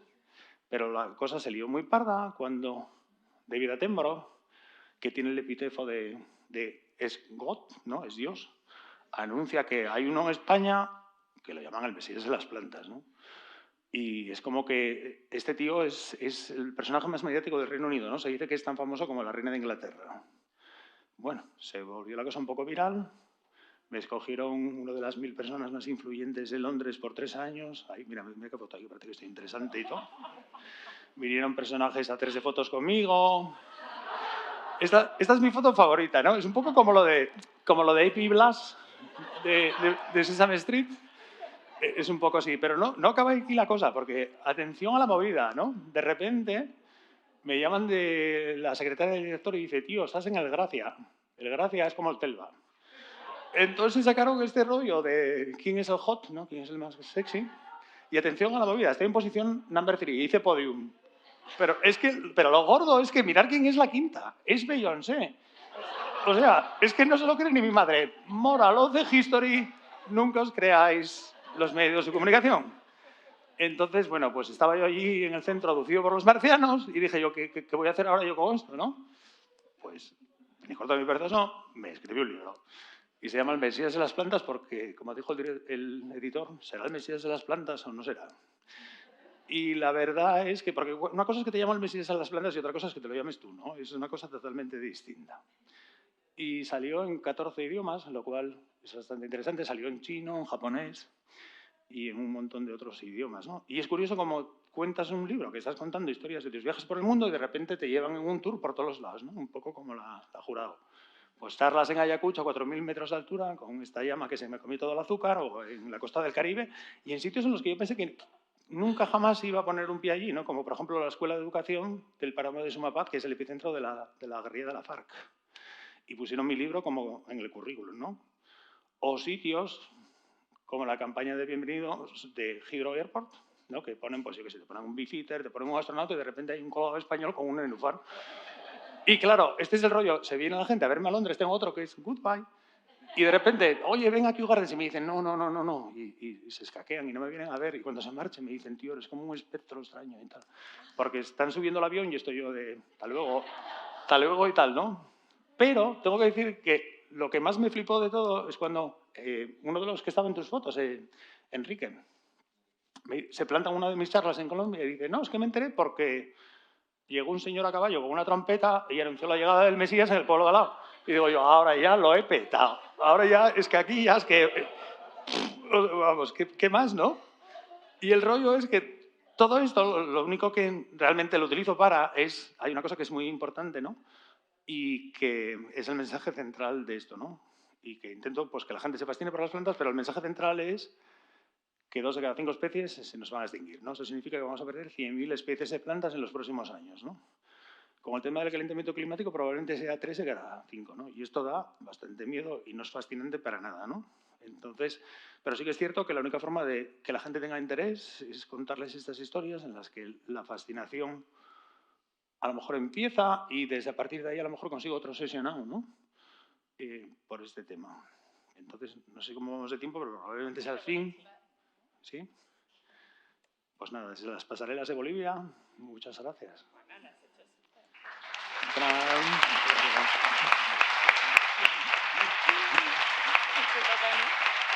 ¿Él? No sé si tengo problemas con el micro lado. Te digo para que él... ¿Tú también?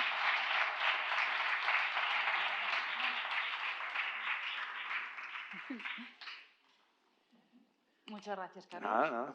Súper ajustado, además. Habéis visto lo rápido que ha hablado, ¿eh? Porque estaba súper Es que, amenazado. a ver, yo normalmente hago esta charla en 50 minutos, me dicen en 30, y digo yo, vale. Lo pongo, pero bueno, sois españoles, tenéis el software, ¿no? En Inglaterra esto no me lo aguantan ni de coña. No, ¿no? que te has portado súper, ¿eh? Sí, Muchísimas gracias. bueno, gracias. Sí, fenomenal.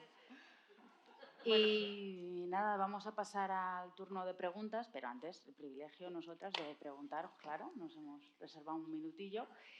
Y bueno, la idea, no lo hemos dicho al principio, pero era traer a dos personas con, habéis visto, trayectorias vitales muy diferentes, pero una misma pasión. Y era como para crear este momento, ¿no? Esta oportunidad de hablar. Y entonces, contarnos, por favor, cómo os conocisteis. Bueno, yo le mandé un mensaje por Facebook y él me contestó rápidamente, o sea que súper accesible. Y un día Sí, por la sí. noche hay uno hablando de nenúfares. O sea, Y salió parda, salió parda. Sí, sí. Muy bien. ¿Y os visteis cuánto tiempo después a todo esto? En poco tiempo.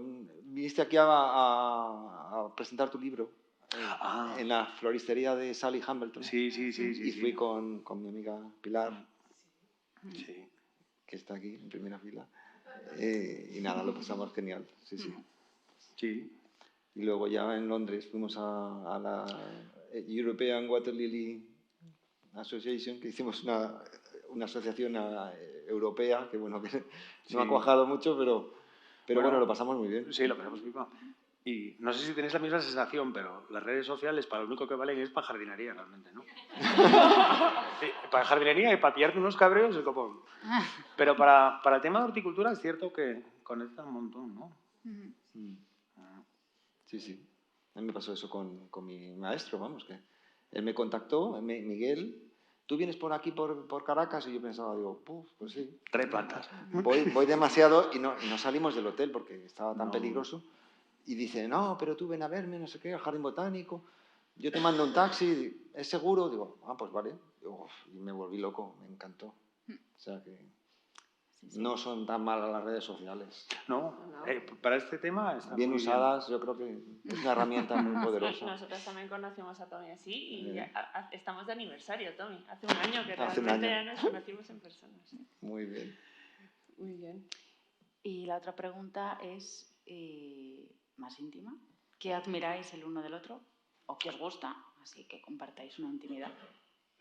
Yo creo que Tommy es un ejemplo del hace más el que quiere que el que puede, ¿no? Del refranero español. ¿Sabes cómo lo que contó hoy, ¿no? De repente, pues, no tiene detrás un jardín botánico, no tiene detrás a lo mejor un tema académico y todo igual, pero de repente, ¡tarán! ¿Sabes? Es muchas veces la fascinación, la pasión, la obsesión es donde te lleva a los sitios, ¿no? Más que tal. Y es un tema que yo, por ejemplo, estaba allí en Inglaterra y veía como esto de los nenúfares en España es como que era inexistente. Yo de niño encontraba allí 4 cosas en enciclopedia Salvat y nada, y siempre me pregunté cómo no hay nadie que tal, ¿no? Y yo creo que él es un poco responsable por el mundo hispanoparlante, el tema este de conocer a un montón de gente, generar una colección y empezar a divulgar, ¿no? Desde luego en Madrid por lo menos, o sea, está siendo como un despertar a nivel Hace unos de añitos. nenúfar, sí. Ha sido divertido Brutal. porque yo no me lo esperaba, ¿eh? O sea, ni O mucho sea, no menos. los encontrabas en ningún lado y de repente, ¿no? No solo... O sea, es que realmente tienes que contar lo brutales que son, claro, para despertar un poco la atención de... Claro, para las crear personas. una necesidad, pues tienes que primero informar qué es lo que hay y demostrar que se pueden cultivar. Entonces, eso es lo que sucedió en el Botánico en Madrid y ahora sigue ocurriendo en Desert City y seguirá ocurriendo, pues eso, en todo el que lo quiera hacer. Los de la Concepción tienen ahí un montón de voluntarios, en la Fundación Sales también hacen un trabajo magnífico. Está muy bien. Ahora hay un par de viveros que empiezan... Todo es una pequeña industria. Entonces, si hay demanda, pues funcionará. Si la cosa no, pues No, y que realmente quedará también nada. los pones, o sea, que tú siempre que terminas una de tus charlas o tal, es como todo el mundo puede tener un nenúfar, ¿no? Que es algo como que nadie se ha planteado y efectivamente, Claro, a lo ¿no? mejor Con no lo había una ni maceta, pensado, ¿no? o sea, Claro. tú piensas como en un súper estanque, ¿no? ¿Cuántos aquí visteis el caldero con la planta y dices, hostia, pues yo me quiero llevar uno de estos, ¿no? Sí. El influencer. Y ahora tu turno. Bueno, pues yo de Carlos admiro todo. O sea, me encanta lo que has hecho. Descubrir la planta más grande del mundo, cuando todo el mundo la tenía ahí, pues es increíble. Bueno, no me lo creo ni yo. Pues, No, ¿sabes? El primero que tuve que convencer era a mí mismo, ¿no? ¿Sabes cómo puede estar pasando esto, no? ¿Sabes? Una cosa que ves es el espacio en tu teléfono, en el Google Earth, que lo tienen en el herbario, que lo han visto todos los directores de Kew, que la nombraron por la reina Victoria, que el jardín botánico se creó por esto, lo salvó el Victoria. ¿sabes? Fue cuando coronaron a la reina. Como tiene pinchos, era como un rollo de aquí está una... Y la rosa era la flor nacional inglesa, pues esto era como representante de las colonias tropicales, todo este rollo. De repente pues llega un asturiano y yo no entiendo nada de esto, ¿sabes? Precisamente era que no entendía las taxonomías, ¿no? Y de repente te encuentras con que la descripción de una es un párrafo de un alemán hace, no sé, 200 años y que dice no sé qué, de que tiene flores blancas y tiene muchos pinchos y después cambia hablando de pegarle tiros a los leopardos, que aquí los llaman tigres, ¿no? La de Cruciana fue equivocada porque segregaron Cruciana de Amazónica utilizando boliviana, ¿sabes? Con lo cual, cuando tú las comparas, no existe. Pero, sin embargo, los jardineros no tenemos este tema de ciencia de decir, ay, déjame mirar si tiene 25 pelos por segundo en la parte de abajo, no sé qué. Tú la ves y dices tú, esto es Manola. Sí o sí, ¿no? Tú ves una planta y no la clasificas y dices tú, esto es esto y esto es lo que hay. Y si te preguntan por qué, a lo mejor no lo sabes. No sé si me explico, porque esto es esto y se acabó. Entonces de repente te das cuenta de que los únicos que saben qué hay en esto son los jardineros y nadie ha publicado nada, ¿no? Y empiezas a tirar y a tirar y a tirar y te empiezas a dar cuenta de estas cosas que además, curiosamente, parte del meollo, solamente alguien que habla castellano hubiera sido capaz a reconstruir, ¿no? Porque hay un montón de historias antiguas, hace 300 y 400 años, localidades. El tipo de Cruciana dice Bolivia, los ingleses pensaban que era de allí, pero sin embargo no lo es, porque de aquella Corrientes, donde está, que es hoy Argentina, era parte de una provincia española que se llamaba Entre Charcas, que la capital estaba en Bolivia, en Santa Cruz. Por eso Victoria Cruciana viene de Argentina, pero se le llama Santa Cruz Water Lily. Y para averiguar esto, claro, tienes que buscarte archivos que están escritos a lo mejor a mano, en castellano antiguo, y para descifrar todo este rollo. Al final acabamos todos con un dolor de cabeza y lo aparcamos, ¿no? Pero cuando tiras y tiras y tiras y tiras, al final acabas reconstruyendo la historia entera de todo este tema y te encuentras con cosas que tú ni siquiera sabías, ¿no? De un montón de cosas muy fascinantes, ¿no? Entonces... La cosa de cuestionar, ¿no?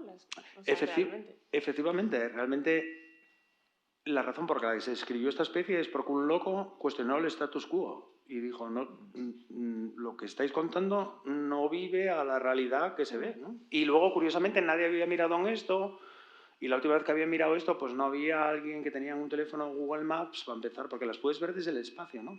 Y la forma en la que me di cuenta de esto es porque cuando me fui a ver la Puya Remonte gigantesca, todo el mundo decía, no se sabe cuántas hay. Y digo yo, pues esto seguro que además 4.000 metros de alto el satélite lo pilla. Y bajas allí y empiezas a contar Puya Remonte, con lo cual ahora puedes saber cuántas hay y dónde están, incluso en sitios donde no llega nadie. Y de repente dices tú, hostia, pues en Victoria seguro que también, ¿no?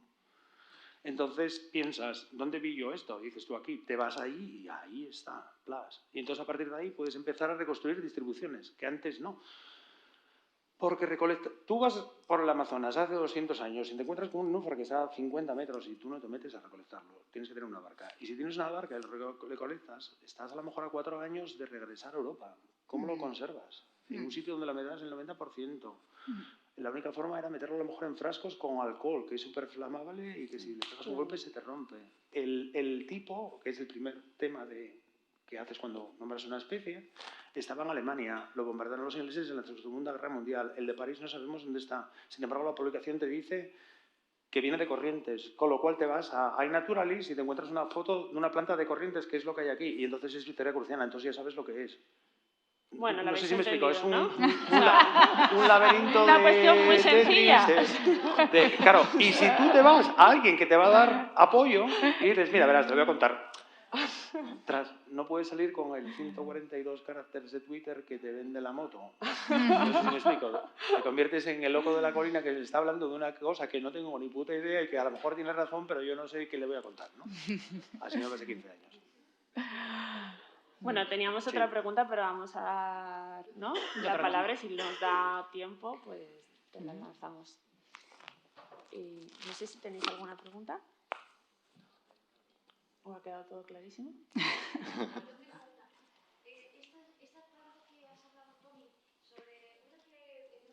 Perdonad, creo que os van a pasar La que cambia el de color, micrófono. sí. ¿La que cambia de color? No, Ah. una que... Vale, que en un momento es hembra y luego de pronto ya... Ah, bueno, sí, todas. ¿Solo pasa en esa especie de...? No, pasa en muchísimas plantas. Pero, vamos, en el... Ah, sí, en muchas plantas. Sí, casi todas. Perdona, Tommy, no sé si se ha entendido bien, ¿eh? Que igual Sí, os que cambia habéis la que cambia de, color, de sexo. De dices. sexo. Ajá. Sí. Sí. O sea, que no solo ocurre en los nenúfares, sino en otras muchas plantas. En muchísimas otras plantas, sí, sí, sí. Vale, vale. Sí, sí. Si te fijas en los castaños de Indias, que estarán floreciendo ahora, me imagino. Ya se ha Bueno, pasado. a lo mejor ya tampoco Sí. se ha pasado. Verás que hay flores amarillas y flores naranjas. Entonces las naranjas son amarillas y unas tienen polen y otras tienen néctar. Y es como un mensaje que comunica con las mariposas para saber dónde Pero va. se transforma, por lo que he entendido, no sé si he entendido bien, de pronto llega una hora en que se convierte en macho, ¿no? Sí, aquí ahora mismo he traído 2 flores que están cerradas y una era su primer día, que es cuando es femenina, y las otras están en su segundo y tercer día, que es cuando es masculina. Entonces, ahí tienes un poco el juego. Vale, sí. Ella intenta no autopolinizarse, entonces cuando pasa de femenina, cierra sus estambres y ya no se puede autopolinizar. La abeja ya no puede entrar dentro. Esa es una estrategia. Hombre, si llueve puede caer algo, en fin. No es todo tan matemático, pero es un poco una estrategia vegetal. Y luego, Carlos, ¿que tienes alguna empresa que te haga algún seguro de vida o ya no? La verdad es que miento como un bellaco cuando me hago el seguro de viaje. ¿Sabes? Pero no. Cuando menos les cuentes, mejor. ¿No viste ningún cocodrilo? ¿Eh? ¿No encontraste ninguno? Bueno, Afortunadamente. los tengo encontrados. Gracias a Dios eran de agua fresca, pero no lo sabes hasta que te lo tal. Y esto a mí me da un pánico tremendo, ¿no? Este tema. Es que no es broma, ¿sabes? No es este tema de... Son enormes. De tal, ¿no? Porque además es que oyen llegar el coche y se achantan, ¿sabes? Y es este tema de tras y no te puedes pegar con un cocodrilo. Y tengo momentos además de, joder, que surrealismo, ¿no? Con Per Hellquist, ¿sabes? Se mete en Kakadu. Y ahí es que es que los estás viendo pasar y yo es que aquí no me meto, o sea, no paso. Y él dice, no, yo me meto aquí tal y cual. Y habla con uno de los guardas y le dice, teme siempre, ¿sabes?, en el punto de mira porque a lo mejor tienes que disparar. Y le dice el tío, si te ataca un cocodrilo, un disparo de una escopeta no te va a salvar. Y dice, no, es para que me pegues en la cabeza para no, ¿sabes?, para no sufrir yo, ¿no? Y dices tú, bueno, chicos, yo os espero en el coche, yo no lo quiero ver. Sí. Pero es que es Estados Unidos, ¿no? Y ahí, pues, el tema de las pistolas, pues, sabes cómo son. Pero sí que, además, bueno, tiene otras ramificaciones, ¿no? Porque puedo decir, bueno, mi vida mando yo y que me coman, ¿no? No, porque cada vez que ataca un cocodrilo y se lleva a alguien debajo del agua, pues ya tienen que venir con helicópteros, no sé qué, por el tema de los seguros, tienen que recuperar el cadáver, etcétera, etcétera, etcétera, y montas una fiesta que alucinas en estéreo. Y lo siguiente que ves en el aeropuerto es vente al norte de Australia. Y dices, no sé, pero esto sí que es un problema allí, ¿no? Y bueno, tengo llegado el primer día a meterme en el agua a nadar, se está poniendo el sol en el mar, ¿eh? Y cuando estoy saliendo veo que hay un tronco, porque sin gafas, y de repente el tronco se mueve. Y dices, oye, esto, y te acercas y es un cocodrilo en la playa. Y tú acabas de salir del agua y no va a ser de agua dulce. Por lo visto, en el agua de mar, por esto te digo lo del tema este del health assessment, ¿no? Del safety y tal. Por lo visto en el mar no atacan a la gente porque tienen un montón de comida y están como bastante rellenitos, ¿no? El problema lo tiene sobre todo en agua dulce, porque hay veces que llega la inundación, entran, se va, y a lo mejor este cocodrilo lleva una piscina de 3 metros por 4, mide 4 metros, está ya achantado y lleva sin comer 6 meses. Llegas tú y es como que ¡pas! Entonces, todo es como un poco complicado, ¿no? Esto de decidir si me va a comer un cocodrilo o no. Pero esto hay que tenerle respeto, ¿no? Lo siguiente, ¿no? Y los australianos siempre te ven y hay veces que paran el coche y te dicen ¡sal del agua! Y tal. ¿No? Sí. Y tú con el nenúfar. Qué bien que has venido, Carlos. ¿Eh? Que una vez, por lo menos, aquí. ¿El qué? Que tengas cuidado, digo, para las Sí. que puedas volver. No, pero sí, ya. Por favor. Entrando en agobio. Sí. Hombre, la verdad que esto es, si lo piensas, pues por ejemplo, el mayor asesino es el mosquito, ¿no? ¿Y de dónde salen? Del agua. Entonces, esto de recolectar en zonas tropicales, aunque parezca un poco siempre tienes que tener el rollo de dónde me meto, cómo me meto y si hay alguna forma más fácil de hacer esto, ¿no? Si tienes una barca, es una buena idea. Aunque que no sea inflable, porque tengo un colega que iba navegando por el Amazonas, y el Amazonas hay veces que no ves del otro lado del río. Y el tío iba ahí, el brasileño, ¿eh? Y llega un alligator de estos, uno de un yacaré, que tenía un nido y llegó en plan de... y hizo... Y nada más que le pinchó la vaca, ni le mordió ni nada. Y lo dejó a la deriva, pues no sé, tiene la orilla más cercana a 5 kilómetros. Y después cae la noche y estás en una balsa flotante de tal y cual. Madre mía, madre mía. Y qué suerte tengo, ¿eh? Qué suerte tengo. Bueno. Más preguntas. Vamos a cambiar de tema. Sin cocodrilos, pregunta sin cocodrilos. Qué guay. Os pasa el micrófono, perdona. Yo quería preguntaros a los dos si recordáis cuál fue el primer día que os fascinaron las plantas. Ya no acuáticas, terrestres, las que fuera. ¿Y cuántos años teníais? Cosas de esas. Yo era muy pequeño, estaba fascinado con los geranios y las cosas que le hacía.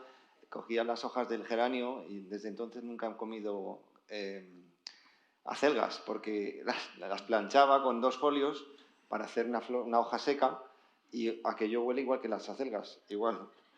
Así es que nunca más, nunca más. Y les hacía todo tipo de perrerías y luego al cactus también le hice eso, esa barbaridad. Sí, yo era muy pequeñito. Y eso y los gusanos de seda que me chiflaban. Encontré hace poco un dibujo que había hecho unas disecciones muy graciosas. Y la verdad que tengo todavía esos recuerdos. Luego los nenúfares llegaron con 15 años, pero bueno. Uy, los gusanos de seda me parecía lo de una pasada, lo de la metamorfosis ahí, bueno. Me encantaban, me encantaban. Me siguen gustando, ¿eh? O sea,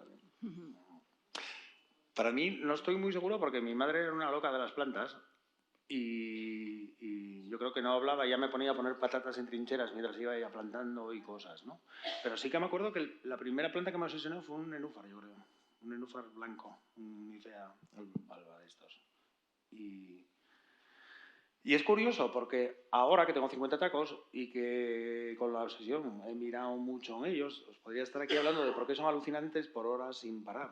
Pero de aquella yo no tenía ni idea de por qué esto me parece tan flipante, ¿no? Quiero decirte que no hace falta que tenga que ser racional, ¿sabes? Hay veces que tú ves una planta y te quedas pillado y no sabes por qué, ¿no? Y curiosamente, si te quedas pillado, al final vas a acabar sabiendo por qué, ¿no? Y es por razones que nunca hubiera sospechado, ¿no? mira, los egipcios, todas las civilizaciones antiguas estaban todos fascinados con las plantas acuáticas.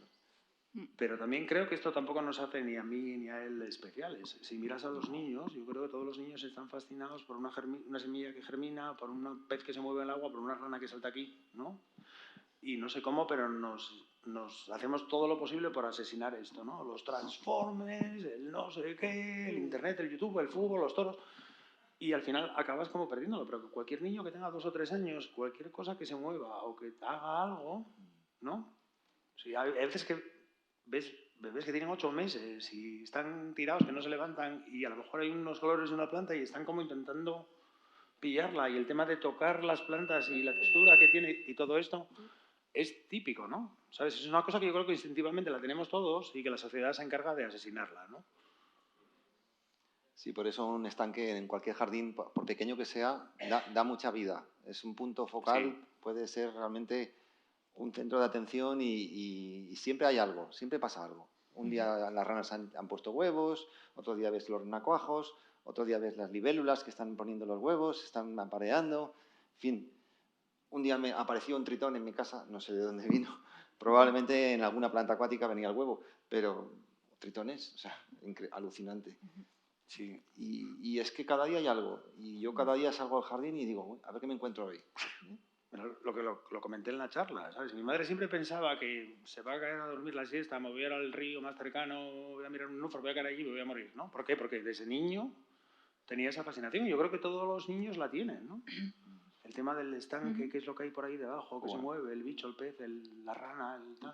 De hecho, hay colegios en Madrid que están instalando pequeños estanques, o sea que yo creo que en general se empieza a ser consciente también del atractivo, ¿no? Me han pedido ayuda, sí, Sí, un o colegio sea, y una guardería, fíjate.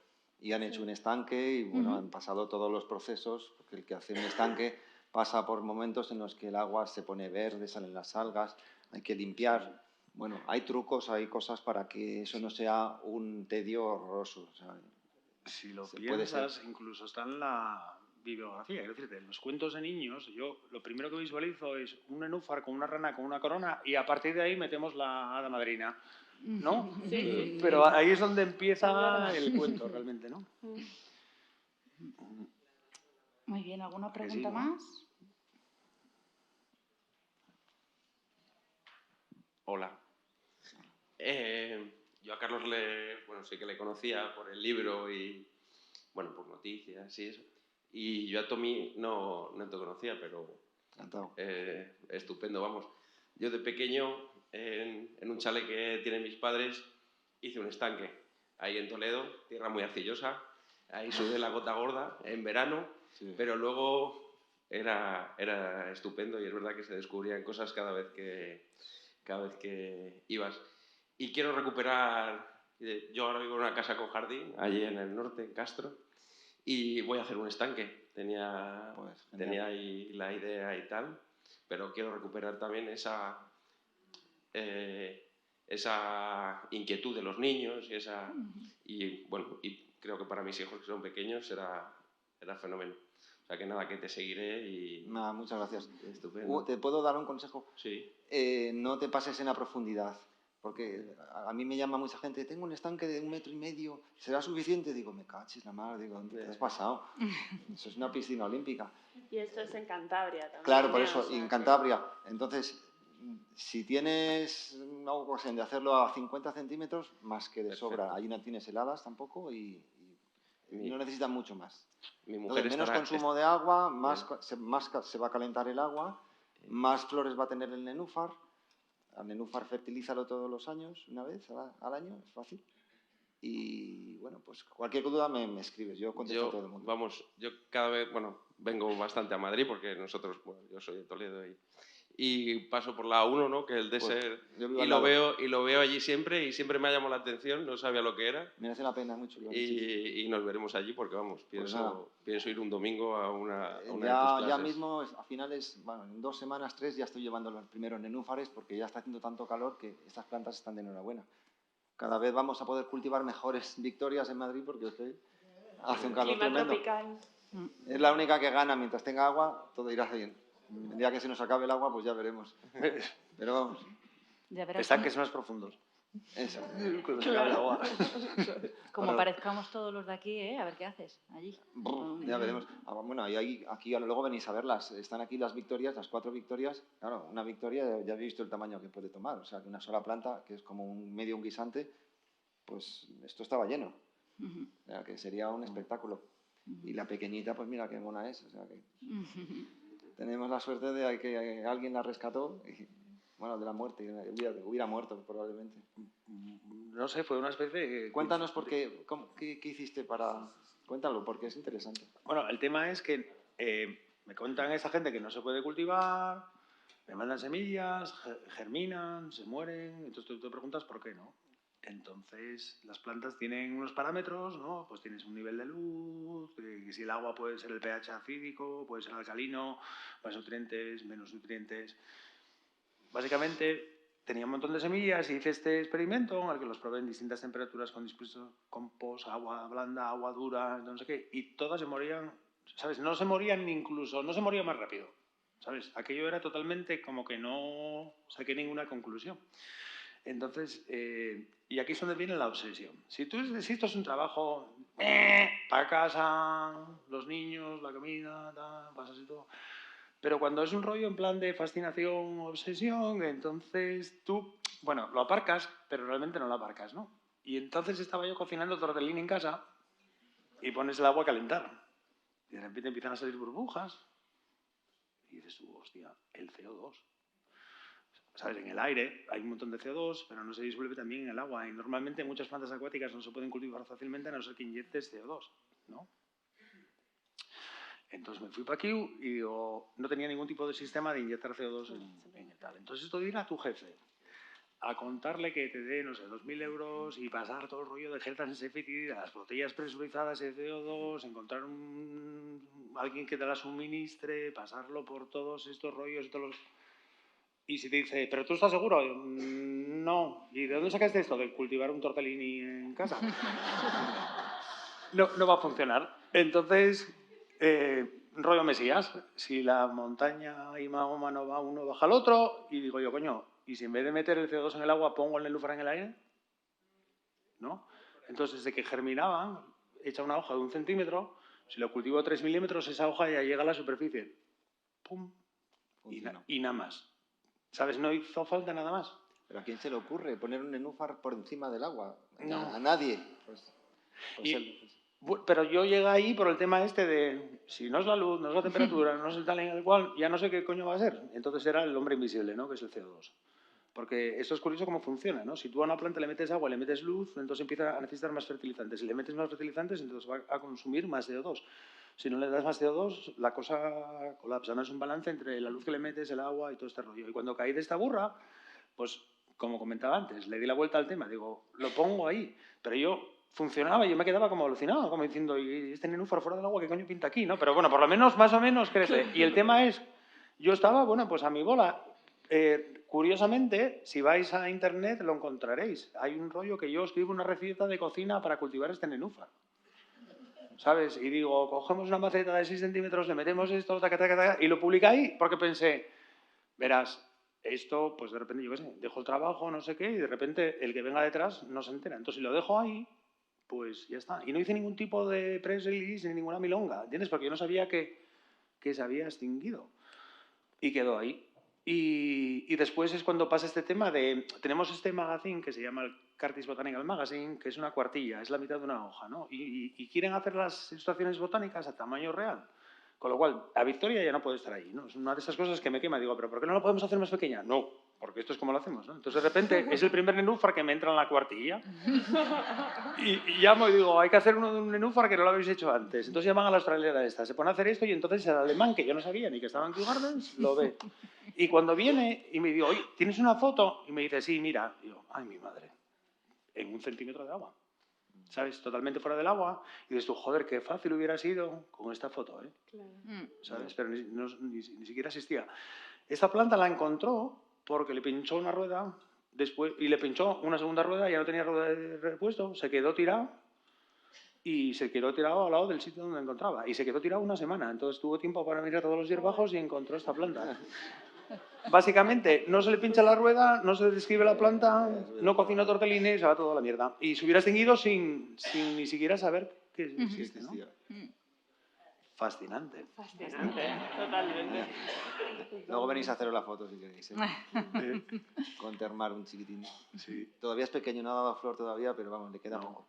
Pero sí que florece en una taza de café, ¿no?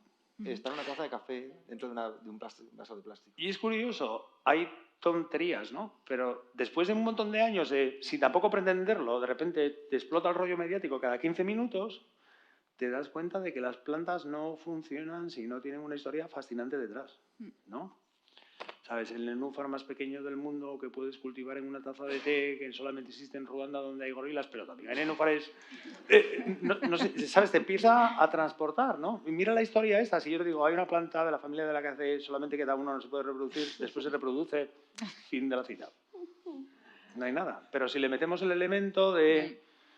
y no os conté ni la mitad, ¿eh? La descubrió un tío que lo mandaron a esta isla para medir el tema del tránsito de Venus sobre el Sol para calibrar los cronógrafos del Imperio Inglés, porque los españoles estaban haciendo lo mismo en otro sitio.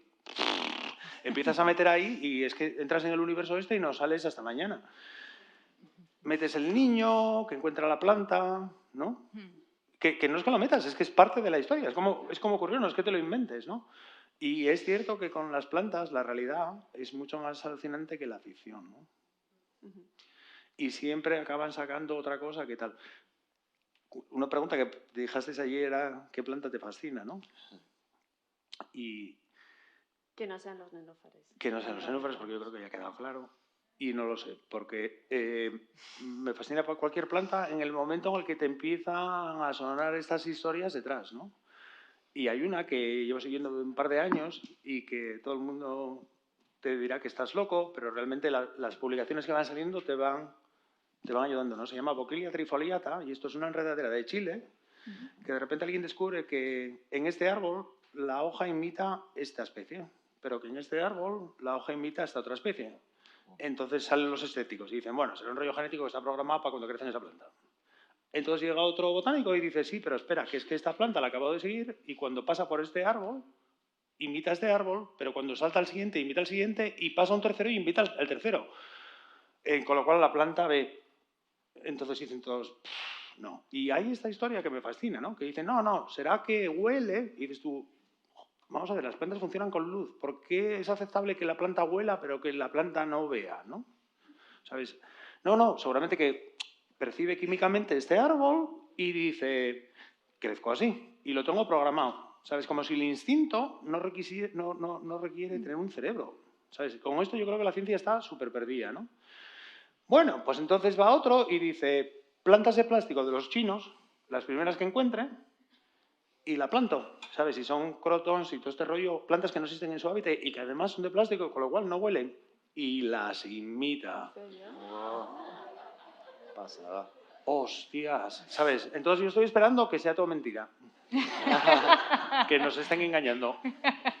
Porque si no, nos están mirando y nos están escuchando, que es bastante fascinante, ¿no? ¿La tenéis ahí? No. Y es como me da miedo tenerla, ¿sabes? Porque la cantidad de locuras que se pueden ocurrir, ¿no? Pues ahora le pongo un tablero de ajedrez, ahora le pongo los Angry Birds y después, pues no sé, le pongo yo qué sé, ¿sabes? La bandera del Japón y a ver qué hace. La verdad que se abre el tema, lo hace muy entretenido, ¿no? Esto del tal, ¿no? Pero lo cierto es que si no sabes por qué una planta es interesante es porque no sabes mucho por la planta, ¿no? Una vez que empiezas a escarbar en la bibliografía y en el tal y cual empiezan a salir preguntas y empiezan a salir historias y personajes que detrás, que no sé qué, que no sé cuánto, y automáticamente se convierte en fascinante. Y en cuanto se convierte en fascinante, se convierte en obsesivo. Y volvemos al mismo punto de partida. Y volvemos al mismo punto de partida, ¿no? Entonces, la obsesión está muy bien. Lo único que hay que obsesionarse, pues yo qué sé, con hacer un mundo más feliz o con cualquier otro tipo de cosas, ¿no? Sí, lo hemos regado, ¿eh? Lo hemos regado. Así. Que esta planta tiene una pregunta. Vale, ¿hay alguna pregunta más? Sí. Quería ¿Qué preguntar hace ruido esto? si el tamaño de la hoja en los que me nenúfares voy a caer, vale. pasa como en los bonsáis, que es un poco según el espacio que tengan, crecen más o menos. Sí, se puede reducir con la reducción del recipiente, de restricción de sustrato, se puede hacer que la planta crezca un poquito menos. O sea, la amazónica. Una victoria puede cultivarse en una bañera. En Francia hay una foto dando vueltas por ahí en internet. Sí, las hojas se deforman, no es lo mismo, pero y la planta tiene que estar pues, en ese balance de estar lo suficientemente nutrida como para no morir, pero para estar más o menos viva. Entonces, bueno, no es lo ideal, pero sí se pueden reducir un poquitín. Carlos, mi mujer tiene una curiosidad, y es que aquella noche que te surgió la idea del CO2, ¿cómo acabaron los tortellinis? Un poco pasados y se quemó los 3 quesos, pero bien. Bueno, la verdad es que yo tengo que dar a los dos la enhorabuena porque cada uno con su faceta, pues habéis hecho una presentación fantástica. Muchas gracias. Inolvidable. Gracias. Y bueno, y además divertida. Es que si no es divertido es un tostón. Yo, Carlos, tengo 2 curiosidades. Una, oírte hablar en inglés debe ser terrorífico. Sí, porque con esto hay un problema, ¿sabes? Si tú piensas, el inglés es muy de monosílabos, ¿no? I can fly, I believe, I can, ¿no? Sí, y en España utilizamos un montón de palabras con 5 o 6 sílabas y todo este rollo. Entonces llega un momento que hablo inglés con el software de velocidad del procesador español y es como que... Y se quedan todos como, pero tío, o sea... ¿Sabes? Hablo súper rápido. Y luego el acento español no me lo matan ni a tiros, ¿no? Ya nos lo imaginamos. ¿La reproducción solo se puede hacer a través de la flor? ¿En qué? De los nenúfares. No. ¿Solo? Hay más estratégicas. En Victoria sí. En Victoria sí. solamente con flor y semilla. Hay nenúfares, aquí he traído una flor de uno de ellos, que tiene reproducción por las hojas. En las hojas sale también, una yema, sí. Lo ha visto Laura y le ha encantado. Entonces se llama viviparismo. Entonces, en cada hoja tiene una yemita y sale una planta idéntica a la madre. Es una estrategia fantástica de reproducción. Claro. Porque, claro, y para un viverista es el chollo, porque de cada hoja sale una planta nueva, imagínate. Sí. Y hay algún híbrido que lo hace, pero hay una especie de Latinoamérica que es fascinante. Sí. Siempre lo llamo el Waterlily matroska, porque pone una flor, cierra, y en la flor sale una planta que pone una flor o tres, y en esta cierra y sale, y entonces hace como, va por el estanque, por la superficie, y es una flor que hace varias flores, y las que todavía no había, vas abriendo, y ahí ya está la flor embriónica allí, con la microplanta allí, y coges las pintas y abres, y vas excavando, y es como si fuera una matroska esta rusa, ¿no? Sí. Prolífera. Prolífera. El nombre ya le viene bien, prolífera. Sí. Gracias. Nada, es una pregunta muy buena. ¿Hay alguna pregunta más? Pues yo creo que podemos dar... ¿Sí? La hierba esa que estás estudiando de Chile, ¿qué finalidad tiene el camuflaje que hace con las hojas? ¿Qué finalidad tiene? El tema es que, si lo piensas, muchos herbívoros son muy selectivos, ¿no? Y hay estas coevoluciones, ¿no? Que encuentras, como por ejemplo, las pasifloras, todas tienen una mariposa que pone huevos y se las come. Entonces, si tú imitas el árbol en el que estás creciendo, disimulas, y tienes a lo mejor toxinas que mata a los insectos que atacan el árbol, cuando te pongan los huevos no son para ti, son para el otro. Y nadie te va a detectar y se va a hacer específico contigo. Creo que eso debe de ser el tema, ¿no? Es un rollo de como camuflaje, de no estoy aquí y para que no lo vean. Esto es un caso que me tiene bastante alucinado, ¿no? Porque es como muy increíble, pero a la vez la visión se hace con luz y las plantas sabemos que ven muchos más espectros que el ojo humano, ¿no? Es una de estas cosas que es como que es increíble y me estás tomando el pelo, pero sin embargo, hostia, deberíamos haber replanteado esto, ¿no? ¿Sabes? Son las maestras de la luz, ¿no? Entonces no sabemos ni cómo, ni cuándo, o si el de las plantas del todo 100 de los chinos nos está contando una película muy grande, ¿no? Pero promete. Boquilla trifoliata. A ver, las imitaciones no son en plan totalmente 100%, pero sí que ves el cambio cuando la comparas con una y la otra. Cambia incluso, por ejemplo, unas veces tiene como bordes como si fueran serrados, otras veces son lanceolados, unas veces alarga, cambia un poco el color. Y la de las plantas de los chinos es un crotons estos, ¿sabes? Que tienen estas líneas amarillas y puntos rojos y de repente te encuentras con que imita eso, ¿no? Un camaleón. Una planta camaleónica. Sí. Pasaba, ¿no? ¿Y cómo lo hace? Pues misterio de la ciencia. Un misterio. Pues nada, muchísimas gracias de nuevo por venir a este segundo evento. Gracias, Tommy, gracias, Carlos. Y esperamos que hayáis disfrutado y veros el año que viene.